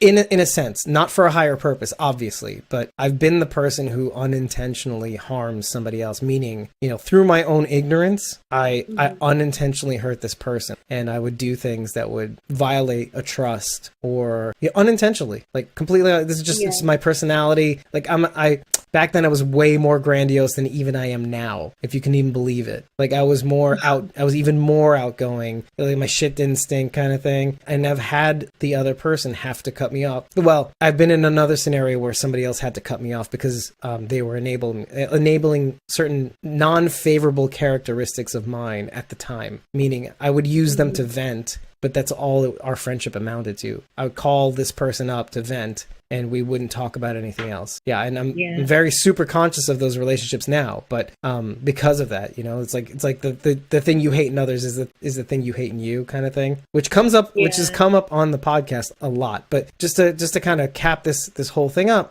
I've been cut off when this sort of thing happens, but I've also had to, like, realizing that I've hurt the other person too many times, I've had to be the one to go, listen, I can't keep doing this to you. You deserve better. And, you don't need to be going through this. You could be happier with somebody else. Like, I've had to do that a couple times because, that's the point. And that's really the point of this clip, is that sometimes somebody has to be the one to step in and say, we love each other. We care about each other a lot. We want the best for each other. But at some point, just have to walk away. And Milani's saying this, Carol says, don't hate me. And Daryl says, I could never hate you. But it's because of Daryl's background and Carol's background that they don't cut each other off. Yeah, exactly. It's like that double-edged sword where, like, like, where are we going to find people like us? And so let's give credit to the kind of world that they're in. They're in this zombie apocalypse where people are in short supply, and especially people like them that could know each other's damage, right? And so they're in a unique position to like not give up on each other, but at the same time, or not each other, but like one person gives up on the other. I'm glad we included this clip. I want people to listen to disagreement, both Rachel and I disagreeing, you know, because there'll be people that agree with Rachel's point, never give up on anybody, like, you know, the 21 and under crowd, right? And then and then there's like the, you know, 65 and under, they're like, are you kidding me? Just shut that shit down. Come on. Are you kidding me? Yeah. Fuck off. Yeah. Hadith 32, Muhammad said, none of you should wish for death because of a calamity befalling I love him. this. But if he has to wish for death, he should say, oh Allah, keep me alive as long as life is better for me, and let me die if death is better for me. This is a very contentious quote in Islam. Now, this quote is actually referencing a lot when people talk about, can I kill myself in order to escape a calamity? And so what I have to tell you guys is what Gabriel is trying to tell everybody, is what everybody is trying to tell everybody else in the community, is that Siddiq killed himself. And that's huge. Wow, that's really deep. When I ran over this quote, my head just exploded. And note one thing is that nobody out loud says this, but that's what they have to tell them. Because what do they tell them about Dante? Are they going to tell them about Dante, how he was a traitor? No, because that would make everybody even more frightened. Silence the whispers. Let's get everybody on the inside. Everyone is already in panic, and if you tell them about Dante being a traitor, he's been with us all along. He's a doctor. He treated your kids, and yeah, he's a whisperer and a traitor, and he killed Siddiq. Yeah, that's not helpful. Right. And let me ask you another question. Do you think they should have made that more clear, or do you think they just used the right amount of like, okay, we're going to imply it if you're paying attention? I think they did it on the exact right amount. I think so too, but only in as much as it's like a TV show, and you can't blame them for going one way or the other. Like, you could say it out loud, but I think it would I hate using the word trigger because now it has negative connotations, but like I think it is kind of triggering to people who are sensitive to suicidal thoughts, that sort of thing. And so maybe it would have been a bad play to say it out loud, but to use the Hadith method and then burning Dante's body, Rosita and Gabriel, that was a badass scene. Yeah. That was enough to kind of imply, oh, we need to burn evidence that Dante was ever even here. And then this Hadith line about suicide for Siddiq. When I was saying what scene, I'm like, okay, so the scene where they're burying Siddiq, Gabriel says this line in the Hadith. It's one of the supplemental books of the Quran. The line itself, when we played that, when I said it out loud on the show, the whole purpose was to actually illustrate the contention that this line is about, like this argument in the Hadith about like, can somebody kill themselves to escape certain death or certain torture? And so what that implies on the show is that, oh, they're telling everybody that Siddiq killed himself. And then pair that with Rosita and Gabriel burning Dante's body so that, you know, there's no evidence of him ever existing, or like meaning maybe he left. And the thing is, the reason why you're even asking that is because, wait, when did they say that he committed suicide? They didn't, not implicitly. But with this Hadith and the burning of the body, yeah, that's why this is the clip. This was like one of those moments. What? Wow. What? Wow. And what a way to do it, too. And even when Alpha comes to get her the first time, he says something like, yeah, like that. Wait, what was that? That was awesome. That was awesome is what it was. Wait, repeat what you said? I mean, it was Daryl speak, right? Or it was. Yeah. It was that grumpy voice. How is your scruffy voice adorable? No, I need to re-edit that into the episode. Say that again. Wow, that is Daryl. I'm like, what did you say, Ashley? What did you say? I know that it's Daryl speak, but like, okay, whatever. That's just a funny little thing on the show. Nolani says Darylisms. You know, as like jocks do that flinch thing, like, huh, like they get in your face a little bit with their face. You go, huh. Daryl has a version of that, like especially with Bob. You remember that face off with Bob about his drinking and going for the bottle when other people were dying. That's one clear example of a Darylism. Like, what? You're gonna get over? You want to drink? Oh, drink yourself to death. Go fuck yourself. Okay, anyway. I have no dialogue. this show basically is going to be their first exposure to the apocalypse, right? Technically, yes. Okay, and we're going to believe that they all make it through an entire series and no one dies. Who knows? That's the thing. They're absolutely different from any kids that we've ever met in the apocalypse. Do you know why? They have knowledge from the CRM group. They get taught it in school. They have all this front-loaded knowledge, right? But like they've never been out there. Exactly. Okay. All right. So it's not like they're completely sheltered. They think the world is normal out there or anything. Like they're aware of what's going on. They're very aware. And they have all they're familiar with all the weapons too. Like all the weapons. Is that right? Oh, whatever. Okay. Like they know how to take down walkers. In theory, right? Which is kind of funny because it's kind of like if they're kind of like us in a weird way. They're like, oh, I know how to take out. Just go and aim for the head, right? That's another podcast. See, aim for the head podcast. One of the apocalypse, though. But see, that's because we do this all the time. We know the kind of dead meat we're gonna be, except for Chris. Yeah. He knows how to leapfrog on rocks and shit. No, I wouldn't be doing that. But I would, because I'm 5'2" with tiny legs. Jesus. Chris would be looking for another exit. I'll be over here checking the back door, guys. Well, I think you two would be the one boosting up. Well, I'd be like, yeah, a little to the right, a little right. Okay. In case you didn't know, we're actually talking in the beginning. Most of the video we're talking about The Walking Dead World Beyond. Rachel's just kind of like, okay, all right, Walking Dead World. It's a bunch of kids in the apocalypse, right? They all of a sudden know how to kill walkers. No, they've grown up knowing how to kill walkers, and so she's like, okay, I see you. All right, okay, I'll accept this. Which is basically most people when they hear about the premise of The Walking Dead World Beyond. They're like, okay, is it a teenage show? What's going on here? Yeah, that was most people's first thought. It's gonna be a teenage show, teenage apocalypse. So yeah, we're like, okay, who cares? But it's like, no, they have the knowledge, but they've never done it before. Now they're going to, and so they're like, and this is the point. It's like I was saying, they're like us. They're literally like us. Okay, we know the science of killing a walker. We know what not to do. We know how to strike them. We know how to what not to do. But then, like when we do it, this is the kids essentially. When they do it, they're like, I don't know. But actually, what's going to end up happening is these kids are going to show us up, because if we ever get put in that situation where we're dead fucking meat, we're dead meat. We're dead. 100% dead, except for you. We have machetes, whatever. Done. Yeah. You know how to use them. And then the latter part of the clip, which is not 100% obvious, like I'm saying, except for Chris. Chris is he's not dead meat, obviously, because he knows not to leapfrog across rocks. This references Cooper Andrews as Jerry, going, they had to put me in a harness to simulate me jumping across these rocks because I'm so big. When I get that running start, it's hard to stop. And so I'm like, but it's me. I may be big, but my little legs are tiny. And meanwhile, we're talking about the rock, and Chris had a bone to pick about why didn't they just climb the rock face? It's right there. They could climb out where Alpha is. Just climb out. I'm like, all right, you climb out. I'm tiny and dead. Okay, I'll just direct you. I'll say, okay, Chris, a little to the right. Okay, thanks for playing. Oh, you just throw me down a rope, okay? I'll still not know how to climb it, but I'll do it.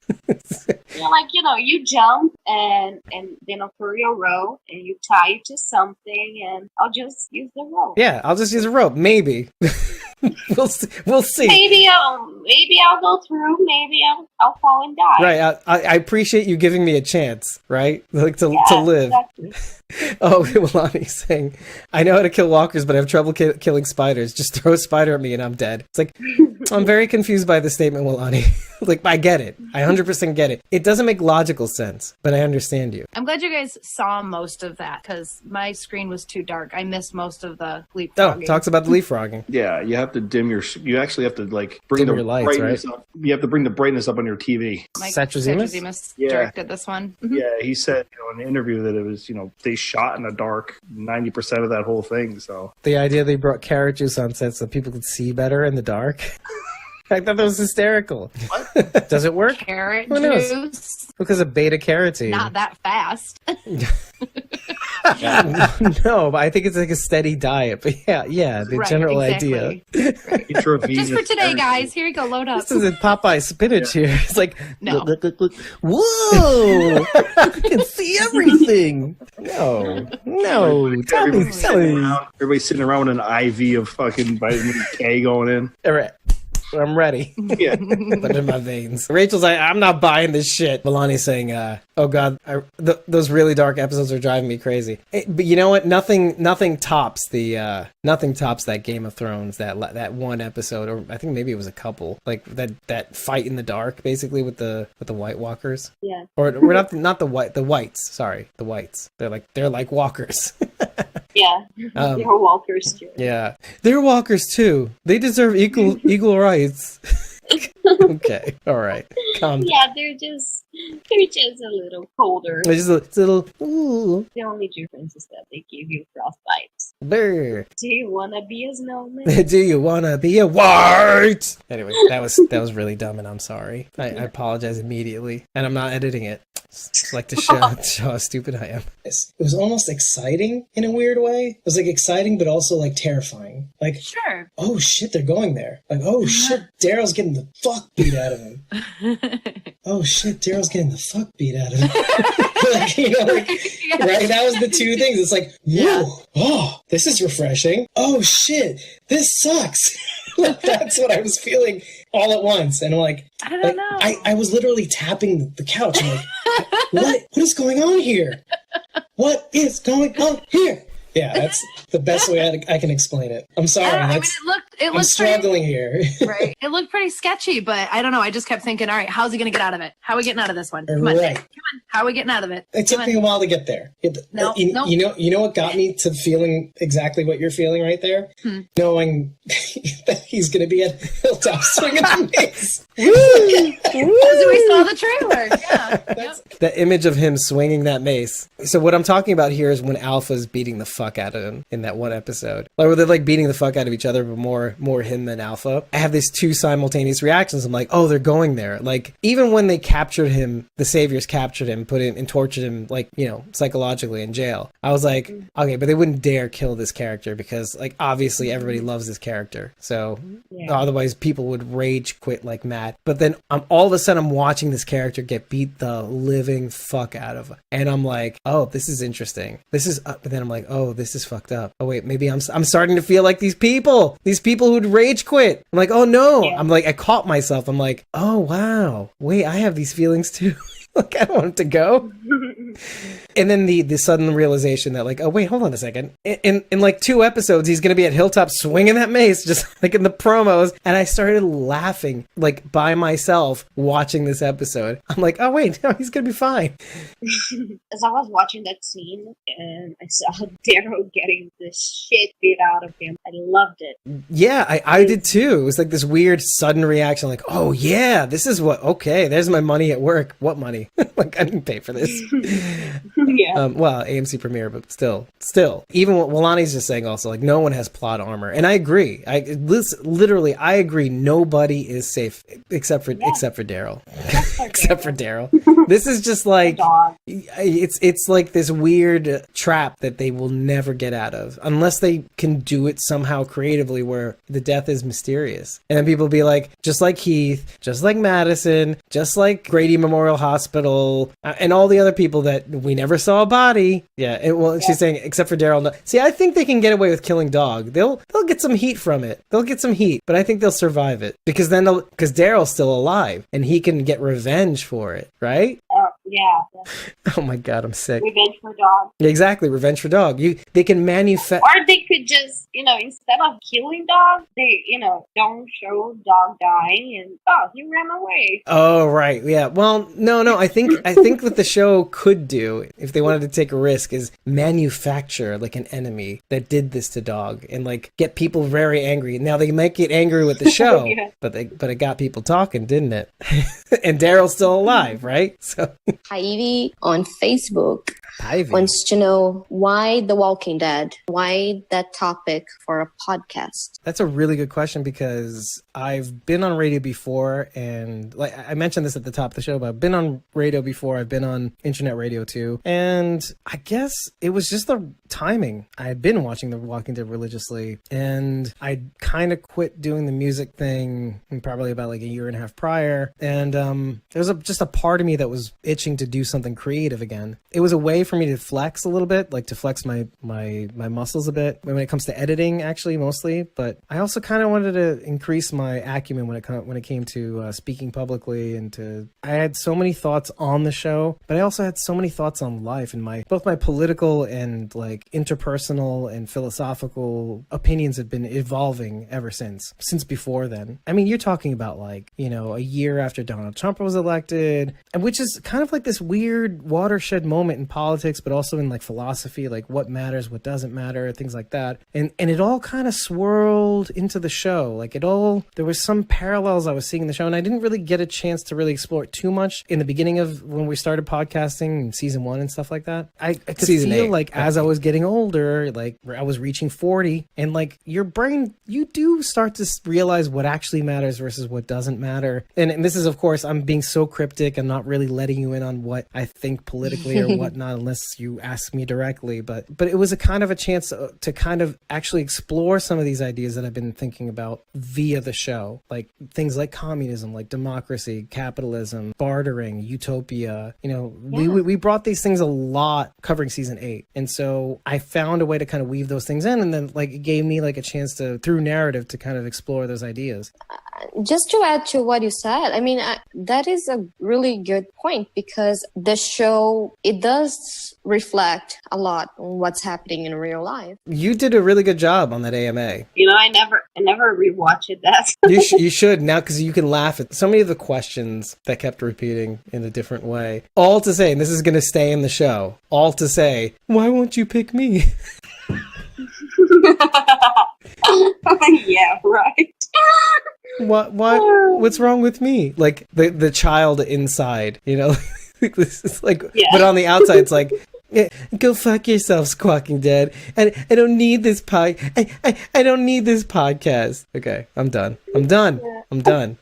Nobody's gonna know. I love that. Only you and me know what I'm talking about. You guys might have an idea of not who I'm referring to, but like the idea of somebody who's like, oh, you don't want me on the show? I didn't like your podcast anyway. Yeah. And yet, recent development. This is funny. Twice in recent days, this person has added you as a friend. Twice. Because that means that he stopped at one point and then followed again. You're talking about within the span of a month or two. Like a month, probably. That is something that the person used to do a lot. Block. I'm not. Unblock and block, unblock. I'm not following them. I'm not following them. I don't need this shit. Yeah. If you like what we're doing, ko-fi.com/Squawking Dead.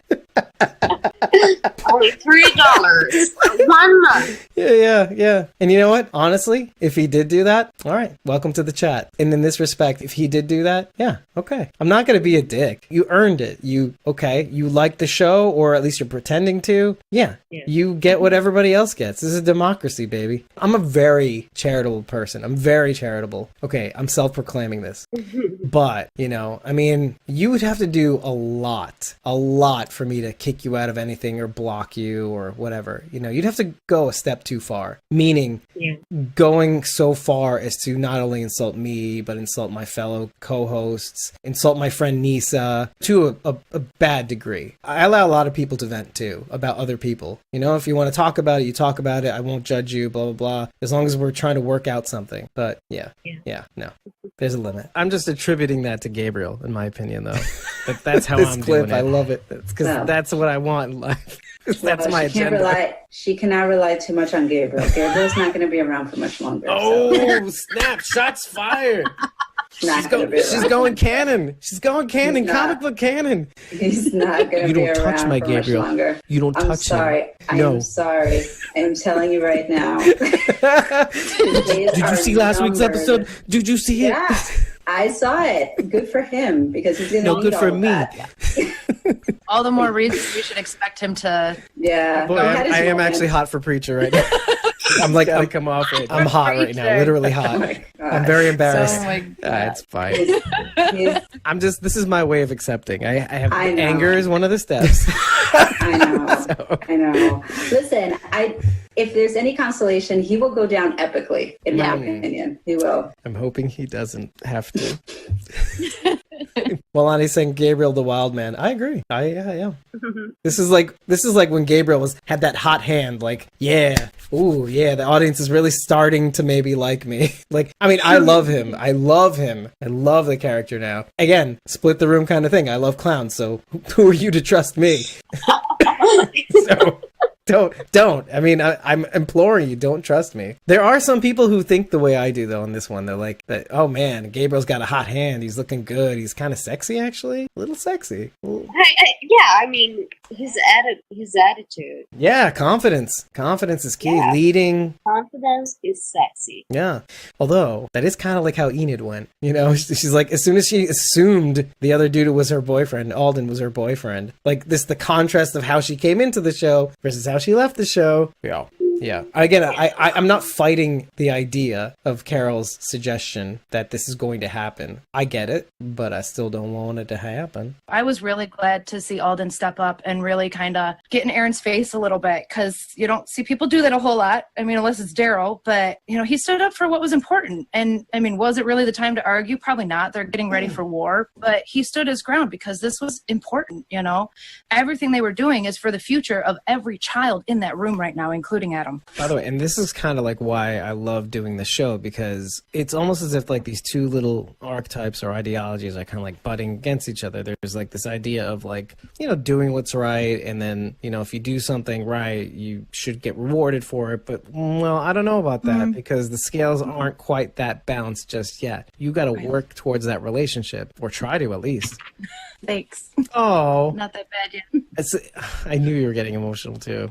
But yeah, no, you're right. I mean, that's the thing about the show that I like exploring is that, like, when you see these two ideas clash together, it's like, it's not even a matter of, like you said, it's not even a matter of right or wrong. It's about making you think. That's what I like about this scene. It's like some people will be like in that one camp and some people will be like in that other camp, but I'm hoping that these two people can actually talk about it, and people can be like, instead of yelling at each other on Twitter, like, no, Alden's like a pussy, and then I'm like, no. Just before this, just so you know, Rachel and I were kind of going back and forth on this. Like, no, I mean, don't you think Aaron is trying to do the right thing? And that is Adam's aunt, and she's like, no, this is what she killed his mother, blah blah blah, and all these things. And then I'm like, yeah, I mean, that is something to consider. Like, I mean, yeah, sometimes you have to earn that relationship. You want to do the right thing, but you just, everything in its own time, and you never know when somebody's going to go. But on the other hand, you got to earn it. It's going to take time. This is the thing. Like Milani says it, after all this setting up for Maggie and him to flash forward to Enid. Oh, because she doesn't understand the pairing of Enid and Alden. Yeah. But what's interesting is Enid may be gone. Alden is around. Maybe another chance at Maggie, a little run at Maggie again? Maybe. I don't know. The thing that we saw in season 8, maybe. But what I like about that, actually, is we remember that, and now we have to deal with like 6 years now of the way Alden has changed and the way Maggie may have changed, and I like that. This is one thing I'm excited for. Like, what do they look like in a room now? Maggie and Alden. Adam's aunt. Even more interesting. Okay, and I only thought of this just now. Maggie and Alden are both, parents now. They have baby Adam. And there's some interesting alignments going on here. By the way, your husband's saying Beta and Daryl could have been the TWD Bash brothers, like from Mighty Ducks. That's right. Yes. Or wait, what was that movie with Paul Newman? Like the two brothers? I think it was the two brothers in that movie. It was a hockey movie, and I can't remember what it was called now. Oh, I don't know. Anyway, I don't know that one. Eric, help me out here. This is Eric. Hockey Burt, movie people. with Tom Newman. Oh, Paul he can't Newman. hear me. Paul Newman. He's got his headphones on too. He can't hear me. I'm trying to listen to the Squawking Dead episode, Rachel. Right. I would have to talk to my husband through this screen, even though he's right here in the same room. And there's a lag too, which is even funnier. Oh, now he's looking. See? He should have bought us. I didn't pay for the coffee, so I can't. That's exactly what I was going to say. I'm lagged because I didn't pay for the coffee. Yeah. Meanwhile, Rachel, you could just give him the link. Send it to him. Could I? I can't. I mean, you have it in Slack. You just send it to him. I don't know. I don't know how to do that. I don't know how to send links. Look who you're talking I know. to. I'm sorry. Send a link? Oh, wait. That's we got to like- get back on. Sounds Everybody. like a foreign language. I don't know how to send a link. Like, oh, come on, man.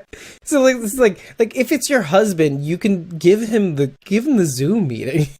Like, I'm like thinking to myself, like, if he wants to listen to, I mean, I appreciate it. The nice thing about listening through YouTube is, of course, it increases our views, right? But in our watch hours. But like, seriously, man, just like give him the She's link. like talking to him, and wait, he can't hear me. Right. Now he heard me. Yeah, and- because he's watching. And that lag, there's that lag. There's this like at least what 5? It was like 6 or 7 seconds. Yeah, something like that. And but what's funny about that, there was no lag between what I was about to say and him saying, "Oh, I didn't buy a coffee."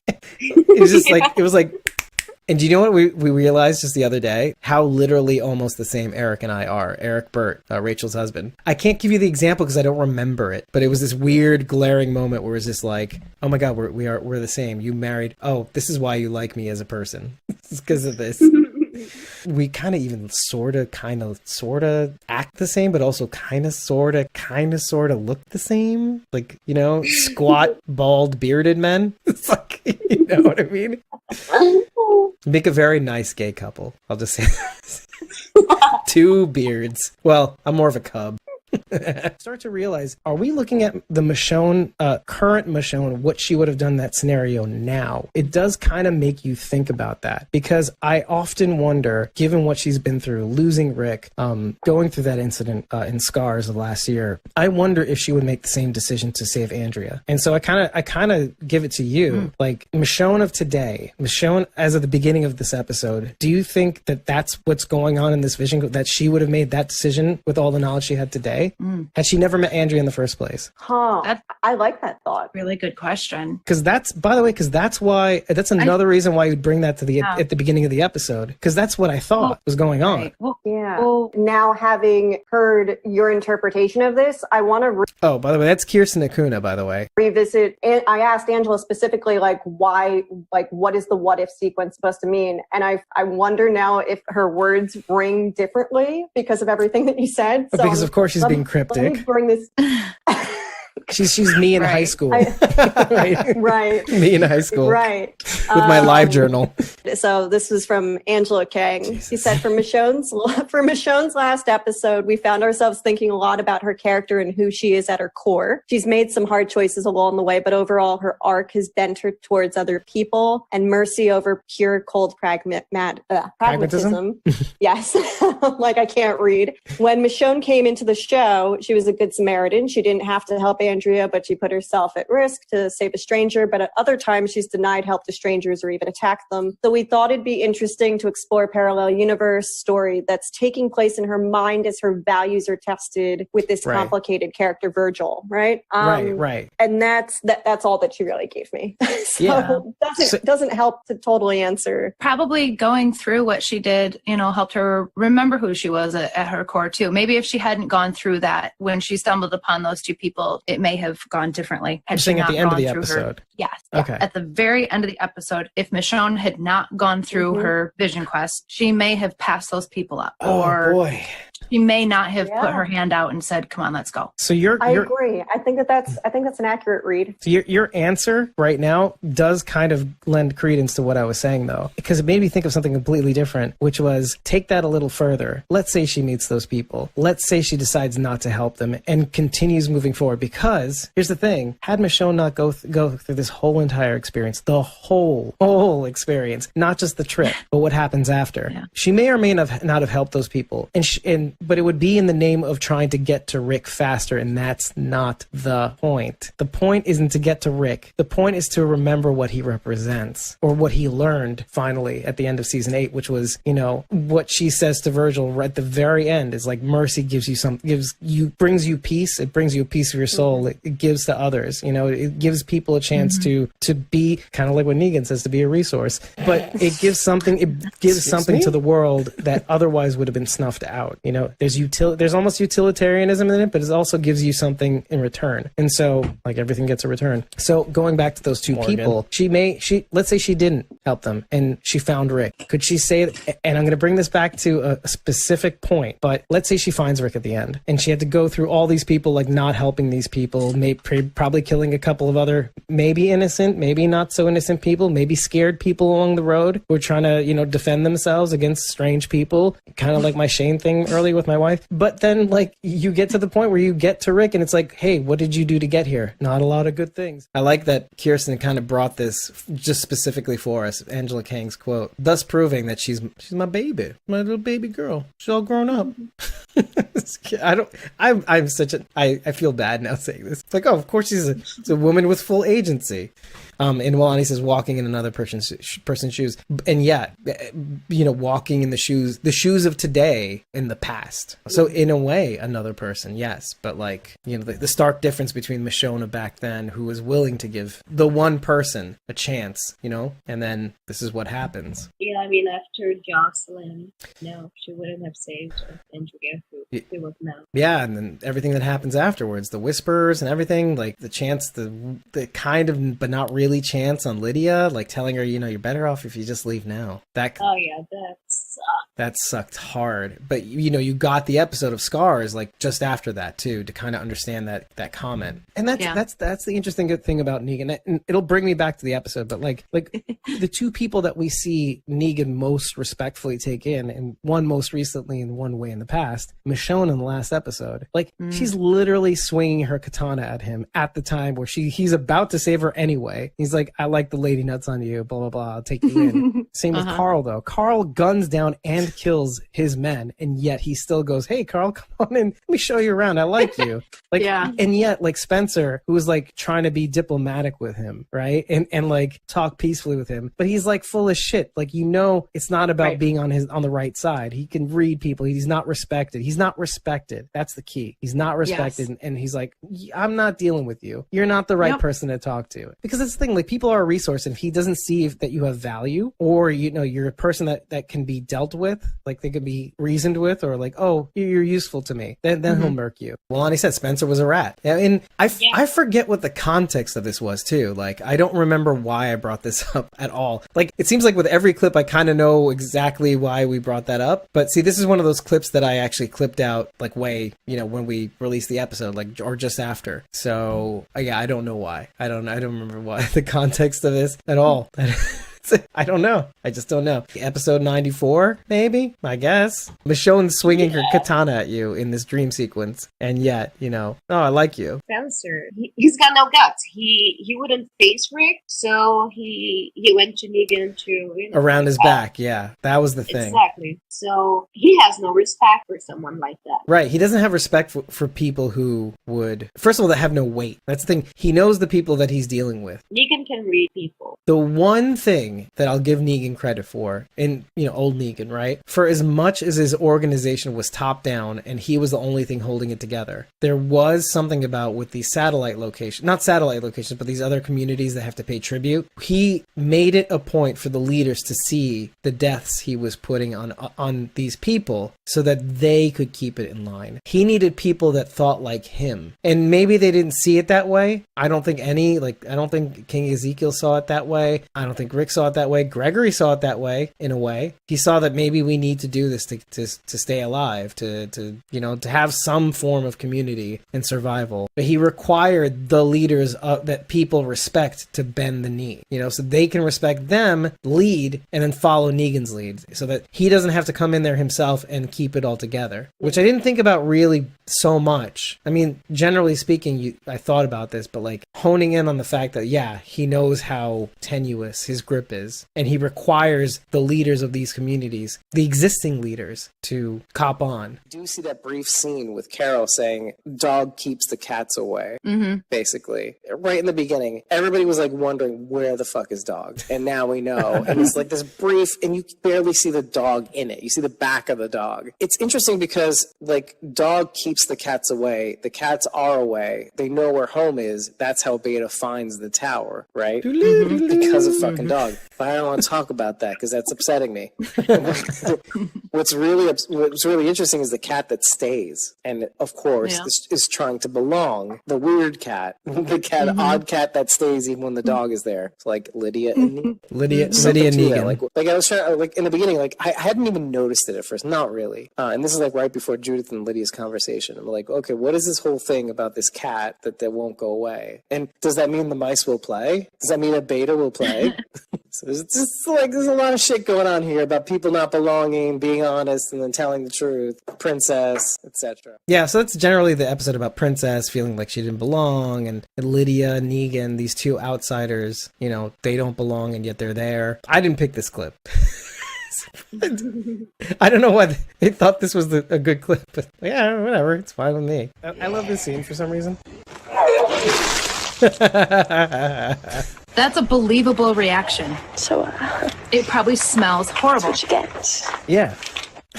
Yeah. That's what you get. I mean, if you've never seen one before, never smelled one before. Yeah, that would happen.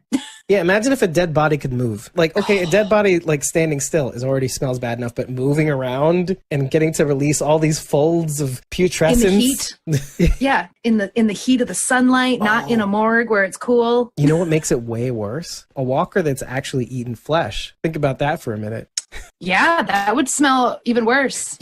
I can't just believe hanging out here. In 2.5 years of doing this, I can't believe, or maybe more now, but I can't believe we haven't had we asked the most basic question: do walkers fart or poop?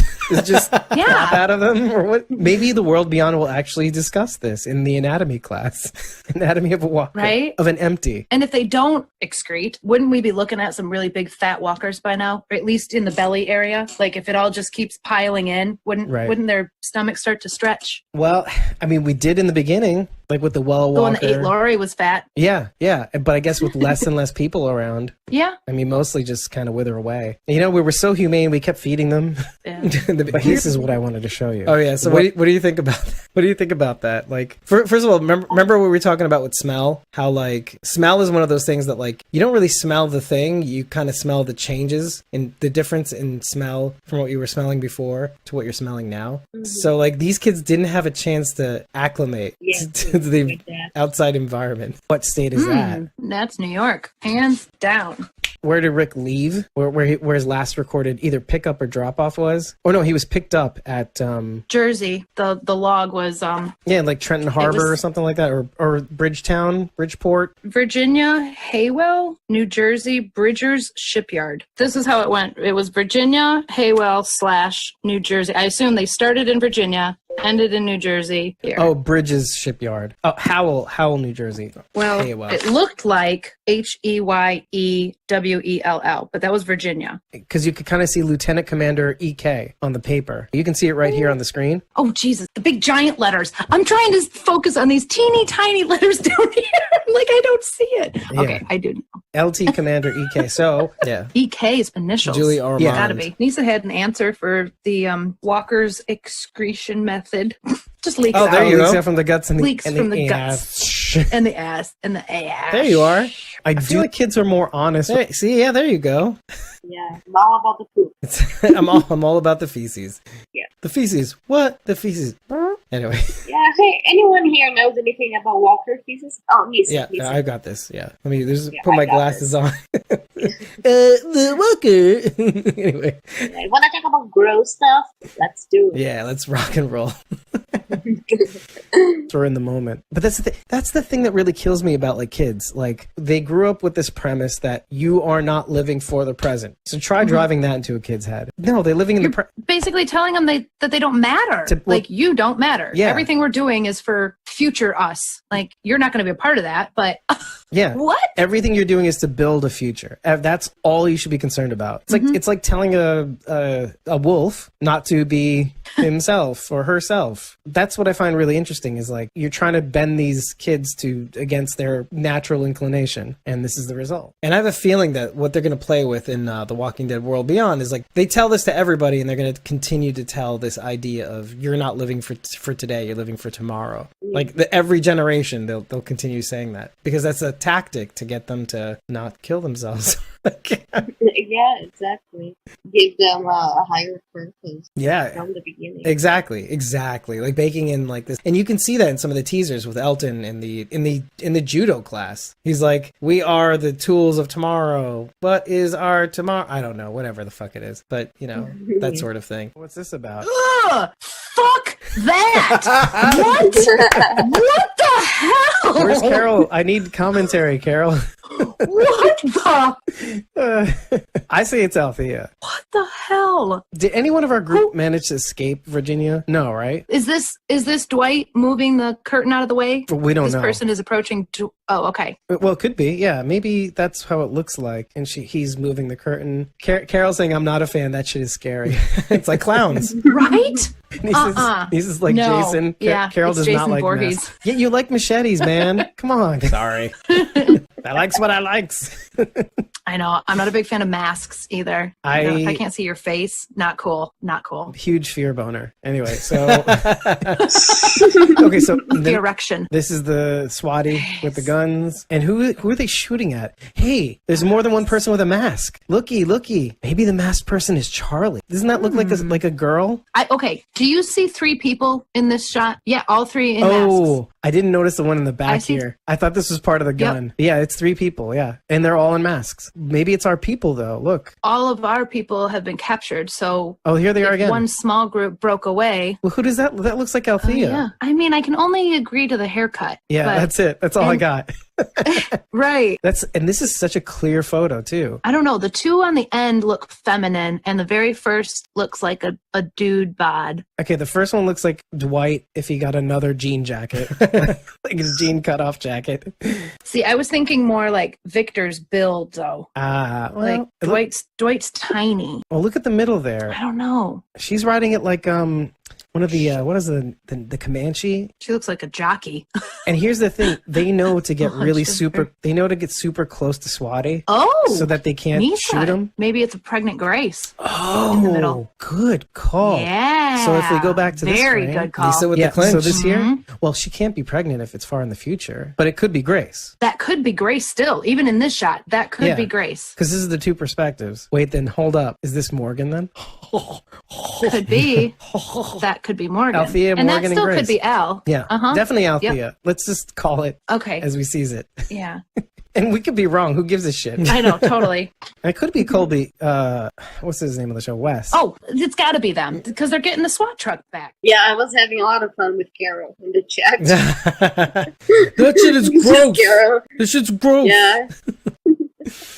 Now that we have a little bit more perspective, I mean, I wish we had more time to actually flesh out some of the things we know now, but like it does seem to me that like there are some other people that are involved with the mask wearing. It's a bunch of people, not just the people we think are wearing them. Yeah. And so it's like a resistance faction or something like that, it seems like. So you're saying that the extended trailer focused more on Gabriel? Why is that? Yeah, I felt like it really kind of revolved around him. Well, my theory is that yes, exactly. Yeah, my theory is that Gabe's getting more screen time because he's about to have none. Yeah. That's the best way to say it. Shut up. Sorry. Yes. Sorry. No more not a preacher. No. I love how Lisa puts it. Gabe's getting Gabe's death. Yeah. Gabe's getting Gabe's death. Yep. Exactly. Oh boy. Exactly. Although, I mean, it's a very epic death. There's some things that it's just to deviate from it, it just like it's like Glenn. They didn't deviate Glenn because they're like, you know what, this has to happen the way it has to happen, and it just is what it is. Gabe's death, I'm like, that has to happen. It's got to happen. I mean, I don't know. I don't agree. I understand maybe where you're coming from. I understand too. I mean, it's like Negan killing Alpha in a way. Even though the spawn of that was like Carol. Carol initiated that, made it possible for Negan to do that. She was the puppet master behind it. However, that they stuck to the comic on that one. That was a good move. Really it was a good move. So you satisfied both people in a weird way. Exactly. Yeah. The only thing I want to point out in that clip is that like they were all laughing. So and like it was like, and I'm like, shut up. It was like I was trying to like mimic their laughter, like as if they're like witches, like cackling, like. Oh, look, there's Milani again. So wanted Carol to kill Alpha. Yeah, exactly. And illustrating the point that like sometimes, I mean, there's something to say about like, okay, doing it comic canon, because you got to satisfy them every once in a while. Sometimes they have to get their way, but not without giving Carol some of her due. And I think that's the thing. Like, I think even she didn't think Negan would pull it off. So she's like hell bent. It's kind of like, do you remember like when Rick was trying to pull off the plan in season 8 and all of a sudden he sees Negan and runs after him? Because like he's just got to kill him. It's got to kill him. Yeah. Fuck the plan, like fuck the plan that we had, it reminds me of that. And we were like, what the fuck, you don't gonna stick to the plan that you made that everybody else is following. Exactly. And we were talking about that, like how he's getting away from where we're at. Like we get it, but maybe we don't get it, but maybe, I don't know. Alana's experience on the show was quite different. I mean, not being with the main cast from the onset was kind of a different experience as opposed to everybody else. But in true Alana fashion, gotta make it funny. And it is. But leaves off on a lighthearted note. When she does finally join the main cast, it's kind of nice. It tells you how much of a family this TWD family really is. My first day, obviously I landed and they handed me the script, and I was with the governor. I was like, what the fuck? So obviously I didn't know what I was doing when I got there, and so I wasn't with any of the original people. So all of my scenes were with him, kind of just hanging out behind the scenes with the crew and having a really good time. And Andy came down, Steven came down, and everybody was sort of what it's like working on The Walking Dead your first day. Everybody's actually really nice to you. I wanted to include the audio version of this clip because what we did with the Walker Stalker panels was that we just released the videos as, we produced them a little bit. We give a little shine to them. Some of them weren't, we needed to do some like heavy audio editing for the video and some cool little trickery and some cool little visuals along the way and some transitions, etc. And then we eventually we added background music. There's a total of 4 videos of 4 different panels. Some are shorter or longer than the other. I think the Fear the Walking Dead panel was the longest. I'm not sure. Maybe the Hilltop. I'm not sure about that. But what was cool is I sat down and I thought to myself, wow, this could be a podcast, but we can't just throw these videos on. Some of them are visual. Some of them have visual cues. Some of them have transitions that need explaining. So what I did for episode 97, which is the official episode 97, anything that needed an explanation, I narrated. So who was speaking at the time? If need be, I added the context of it. It was so much fun to make too. It was like guiding the audio listener through the experience, like saying who's talking, the back and forth, giving people context as to why this is funny, what this person did in this scene, or sorry, in this particular moment. It sounds like a typical podcast, not like Squawking Dead, but like one of those well-produced podcasts. I mean, if you're interested in something like that, instead of going through each video and watching it for yourself, like you can go through this experience of listening to all of them narrated by me with some of my comments and stuff like that. So that was a lot of fun to do, and I hope people get to listen to that at some point. It's not very long. I think it's like 45 minutes maybe or something. It's a very good ride to be on. So this is episode 98, the Ultimate Fans episode. This is what spawned the Walking Dead Universe's Ultimate Fan Contest. This is like we did this kind of to do that, but also to kind of complain that that Talking Dead didn't do their Ultimate Fan thing. But we wanted to talk about it because it's something that we wanted to put on the table for a long time. Like we wanted to explain the process. We wanted to show Rachel's videos more than anything else because she did some really, really good videos. And Milani's saying just before, never understood the Tara haters. Thought Tara was the most relatable to the viewer. Yeah, and she was like a foil. I totally agree with that. Like, the only thing that frustrated me about her from the beginning, like after a while you just forget about it, but the impetus of her character was that she was supposed to train to be a police officer, and yet, like, for some reason, and maybe this just goes to show that maybe, you know, when you watch too much television, you expect a little bit too much from your characters, but you're right, she is relatable to us. She's training to be a peace officer, and, you know, when faced with something like this, it's a whole other ball game. You know, okay, you can train de-escalation, you can train in domestic disputes and normal people behavior, but like when it comes to this sort of thing, your mind may not be prepared for that. That my complaint was that she just wasn't mentally prepared for that, and I thought,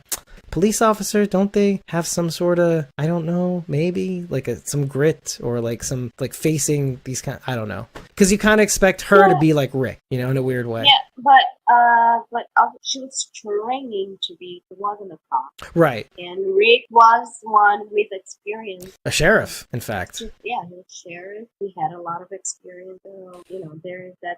No, but I'm agreeing mostly with you guys. I'm like, now that, look, now that we have like years, like seasons of experience, you know, we get it. I get it now. I'll admit it. I let it go. I'm saying I let it go. I wasn't buying it at the time, but like I let it go. But now that I have like that 50,000 foot view of how bad this is and how people aren't always what they seem to be or what they claim to be or what they're trying to be, it makes complete sense, especially the more you get to know people. The more you get to know people and how they seem on the surface. I'm kind of referring to the guy we were talking about before. I mean, I'm laughing and nobody's going to know what we're talking about, but I don't care. It's just for you and me. Yeah. It's so stupid.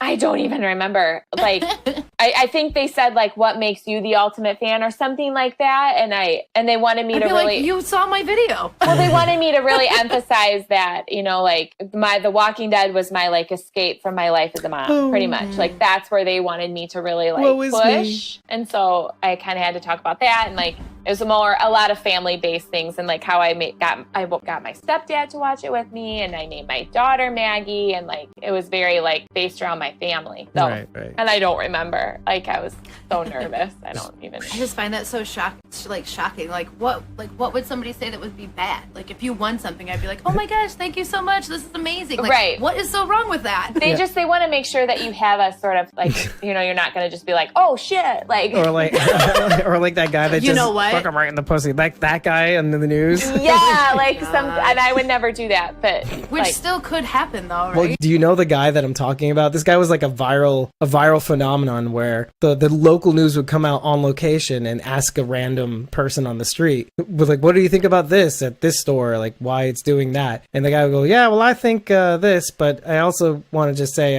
fuck her right in the pussy. And then like he'd walk away. You got to look that up because it's so many videos that he does this to the reporters. It's terrible. Just don't get me wrong. It's terrible. But only one guy can be that guy. It's like only Sacha Baron Cohen can do Borat. The point that I wanted to make with this clip, though, by the way, which distinguishes what we did with the Ultimate Fan thing, and I'm not to toot my goddamn horn, it's really more to illustrate what they do behind the scenes. If they like you, they will help you, and they'll help you create a better video. If they don't, for some reason, especially with Rachel, but Rachel had her own problems, you really should listen. Oh my god, Rachel threw out some really good videos, really, really good submissions, and you get to see all of them in this episode. In episode 98, you get to see all her takes. Her initial videos are so good. She threw out one because the shirt she was wearing on the first one had like Walking Dead logos and stuff like that, and they couldn't do that. Fine. She came out with an even better video, submitted it. It was great. For some reason, she overwrote that with well, I shouldn't say shittier video, but like a video that was not as well produced. But you gotta watch these videos. You have to watch these videos. Just fast forward to when we screen share and start playing them. It's great. Oh, and by the way, but if you have bought us a coffee, you can actually download those videos for you to keep. So if you want to see all of Rachel's takes, and even Ashley's takes, by the way, some of them which didn't make the cut, some of them which they had to modify, and they edited added in some things. Walani, it's not staging. It is somewhat like guiding the people that they like and not really guiding. They did try to have Rachel like, okay, can you re-upload this but not wearing that shirt? Or they said something about length at one point, and whatever, and then she overwrote it, and then also the width of the video, it had to be in landscape, not portrait. And then she actually made her own mistake, but she goes through it in the video. The whole point of this being is that there's a lot of guiding. The end videos that you see, they're heavily produced. You know, they'll do their own editing. Sometimes they'll ask you for an extra scene. And then when it came down to when Ashley was actually on TV, they really like.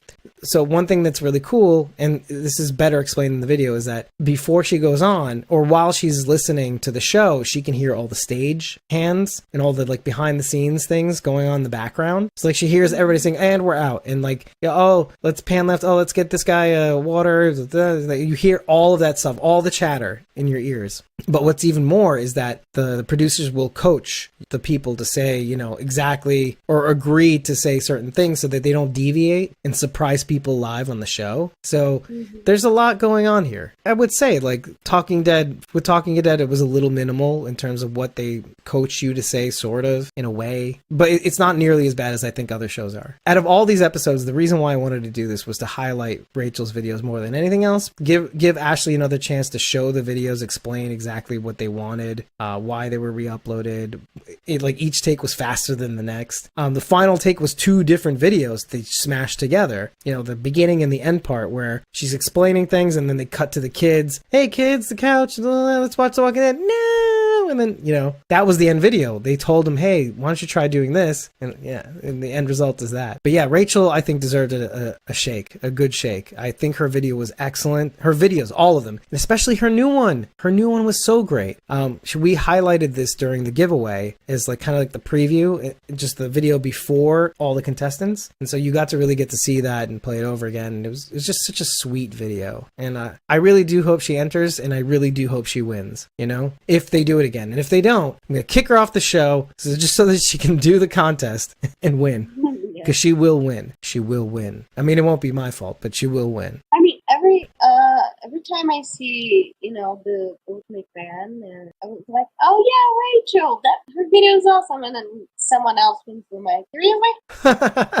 but that's hers was so much cooler. And what people need to know is that this is what got me to go like, hey, I really like her passion. And I explain this in the video. I say I really like just the way she goes for it. She's not like, there's no shame, but like in a good way. Like she's a geek and she knows it. And she may not be like the ultimate fan, but like her passion is what made me notice her. And I went after her and I said, hey, send me something. Just send me something. Talk about something. I just want to hear you speak. And then I made the decision. I'm just like, and like, you guys don't even know. Like, I'm getting emotional. It's really fucked up. Like she's like, I just call her my North Star. Like she's there when I'm feeling low, and I feel low sometimes. I do. And it's great because she's there on the inside. She knows what I'm going through. She knows what I'm going through. You guys have no idea how the emotional toll this podcast takes on me sometimes. I feel like in some senses I rob you guys a little bit of like the personal struggle, like of how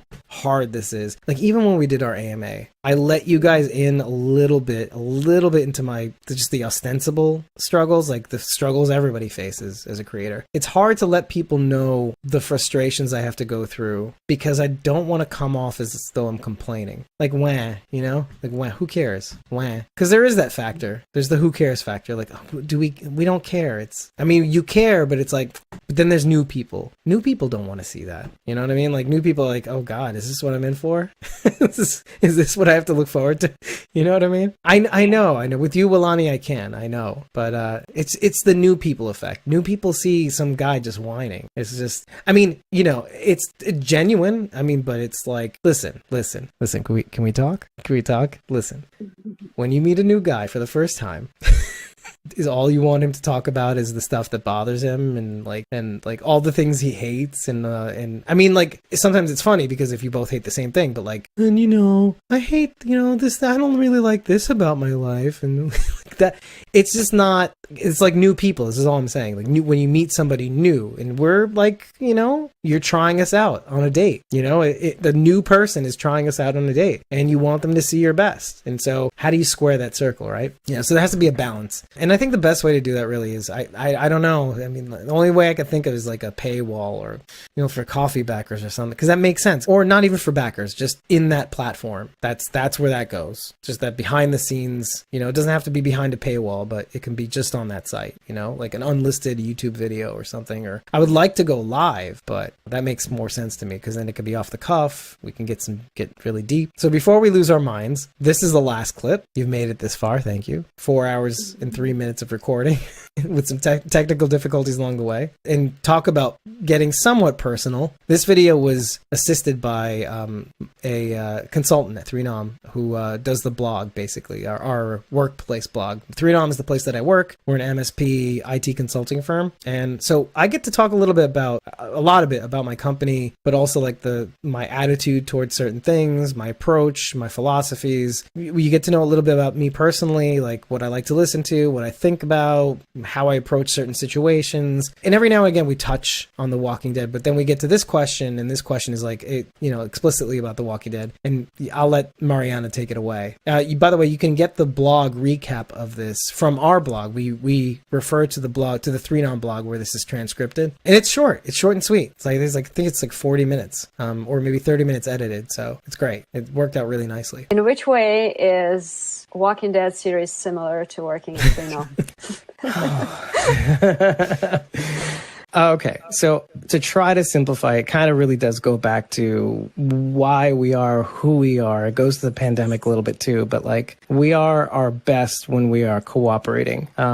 Humanity emerged, the modern man emerged from their ability to cooperate with one another. And so in that, like a lot of that occurs in The Walking Dead. Like you need to come together in order to survive. And this is how they defeated the Neanderthals way back. This is why, because they were stronger, they were better, they had better sight in the dark, etc. But when we worked together with our limited physical attributes, we were able to overcome them. And so The Walking Dead has that in spades. When you actually do try to work together as a community, you can survive. That conversation was kind of a risk. I was like, are people going to go for this? It's not really necessarily The Walking Dead. It is a little bit about me, but it's not. It was like a weird way to kind of cross-platform things. Like if people like IT services, they could come to 3NOM, and I thought that might be good for them. It was actually also one of the first things that we recorded on Riverside too. So you'll notice the difference in quality too. But it was fun. You get a little peek into what I do every day. I love the joke, by the way. I don't know if I mentioned this, but like I love the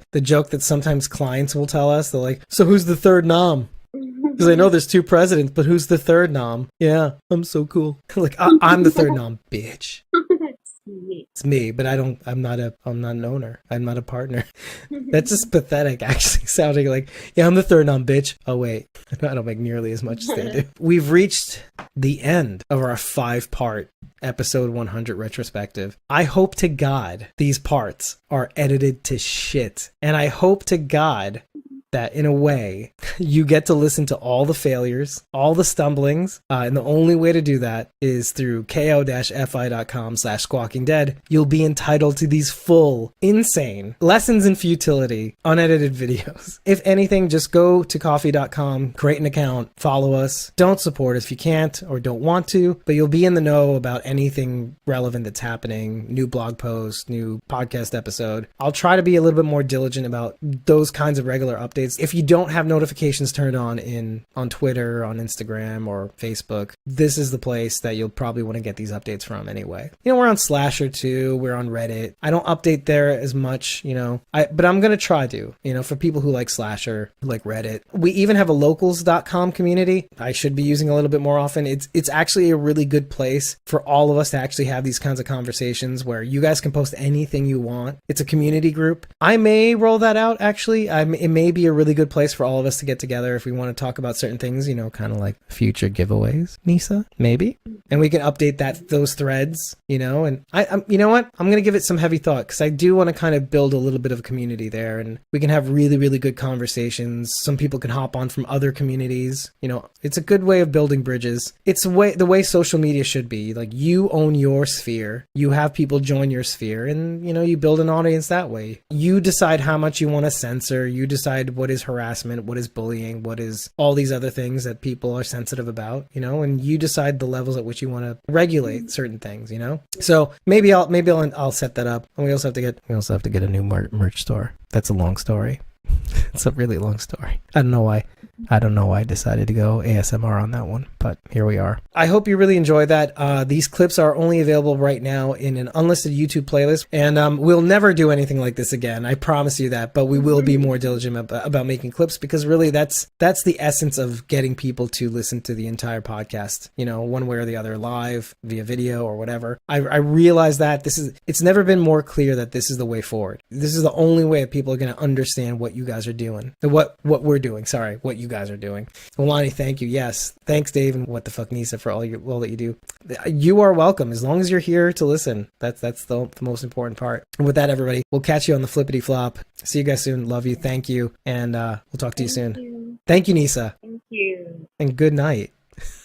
Good night. Good night, Walani. Well, good night, Walani.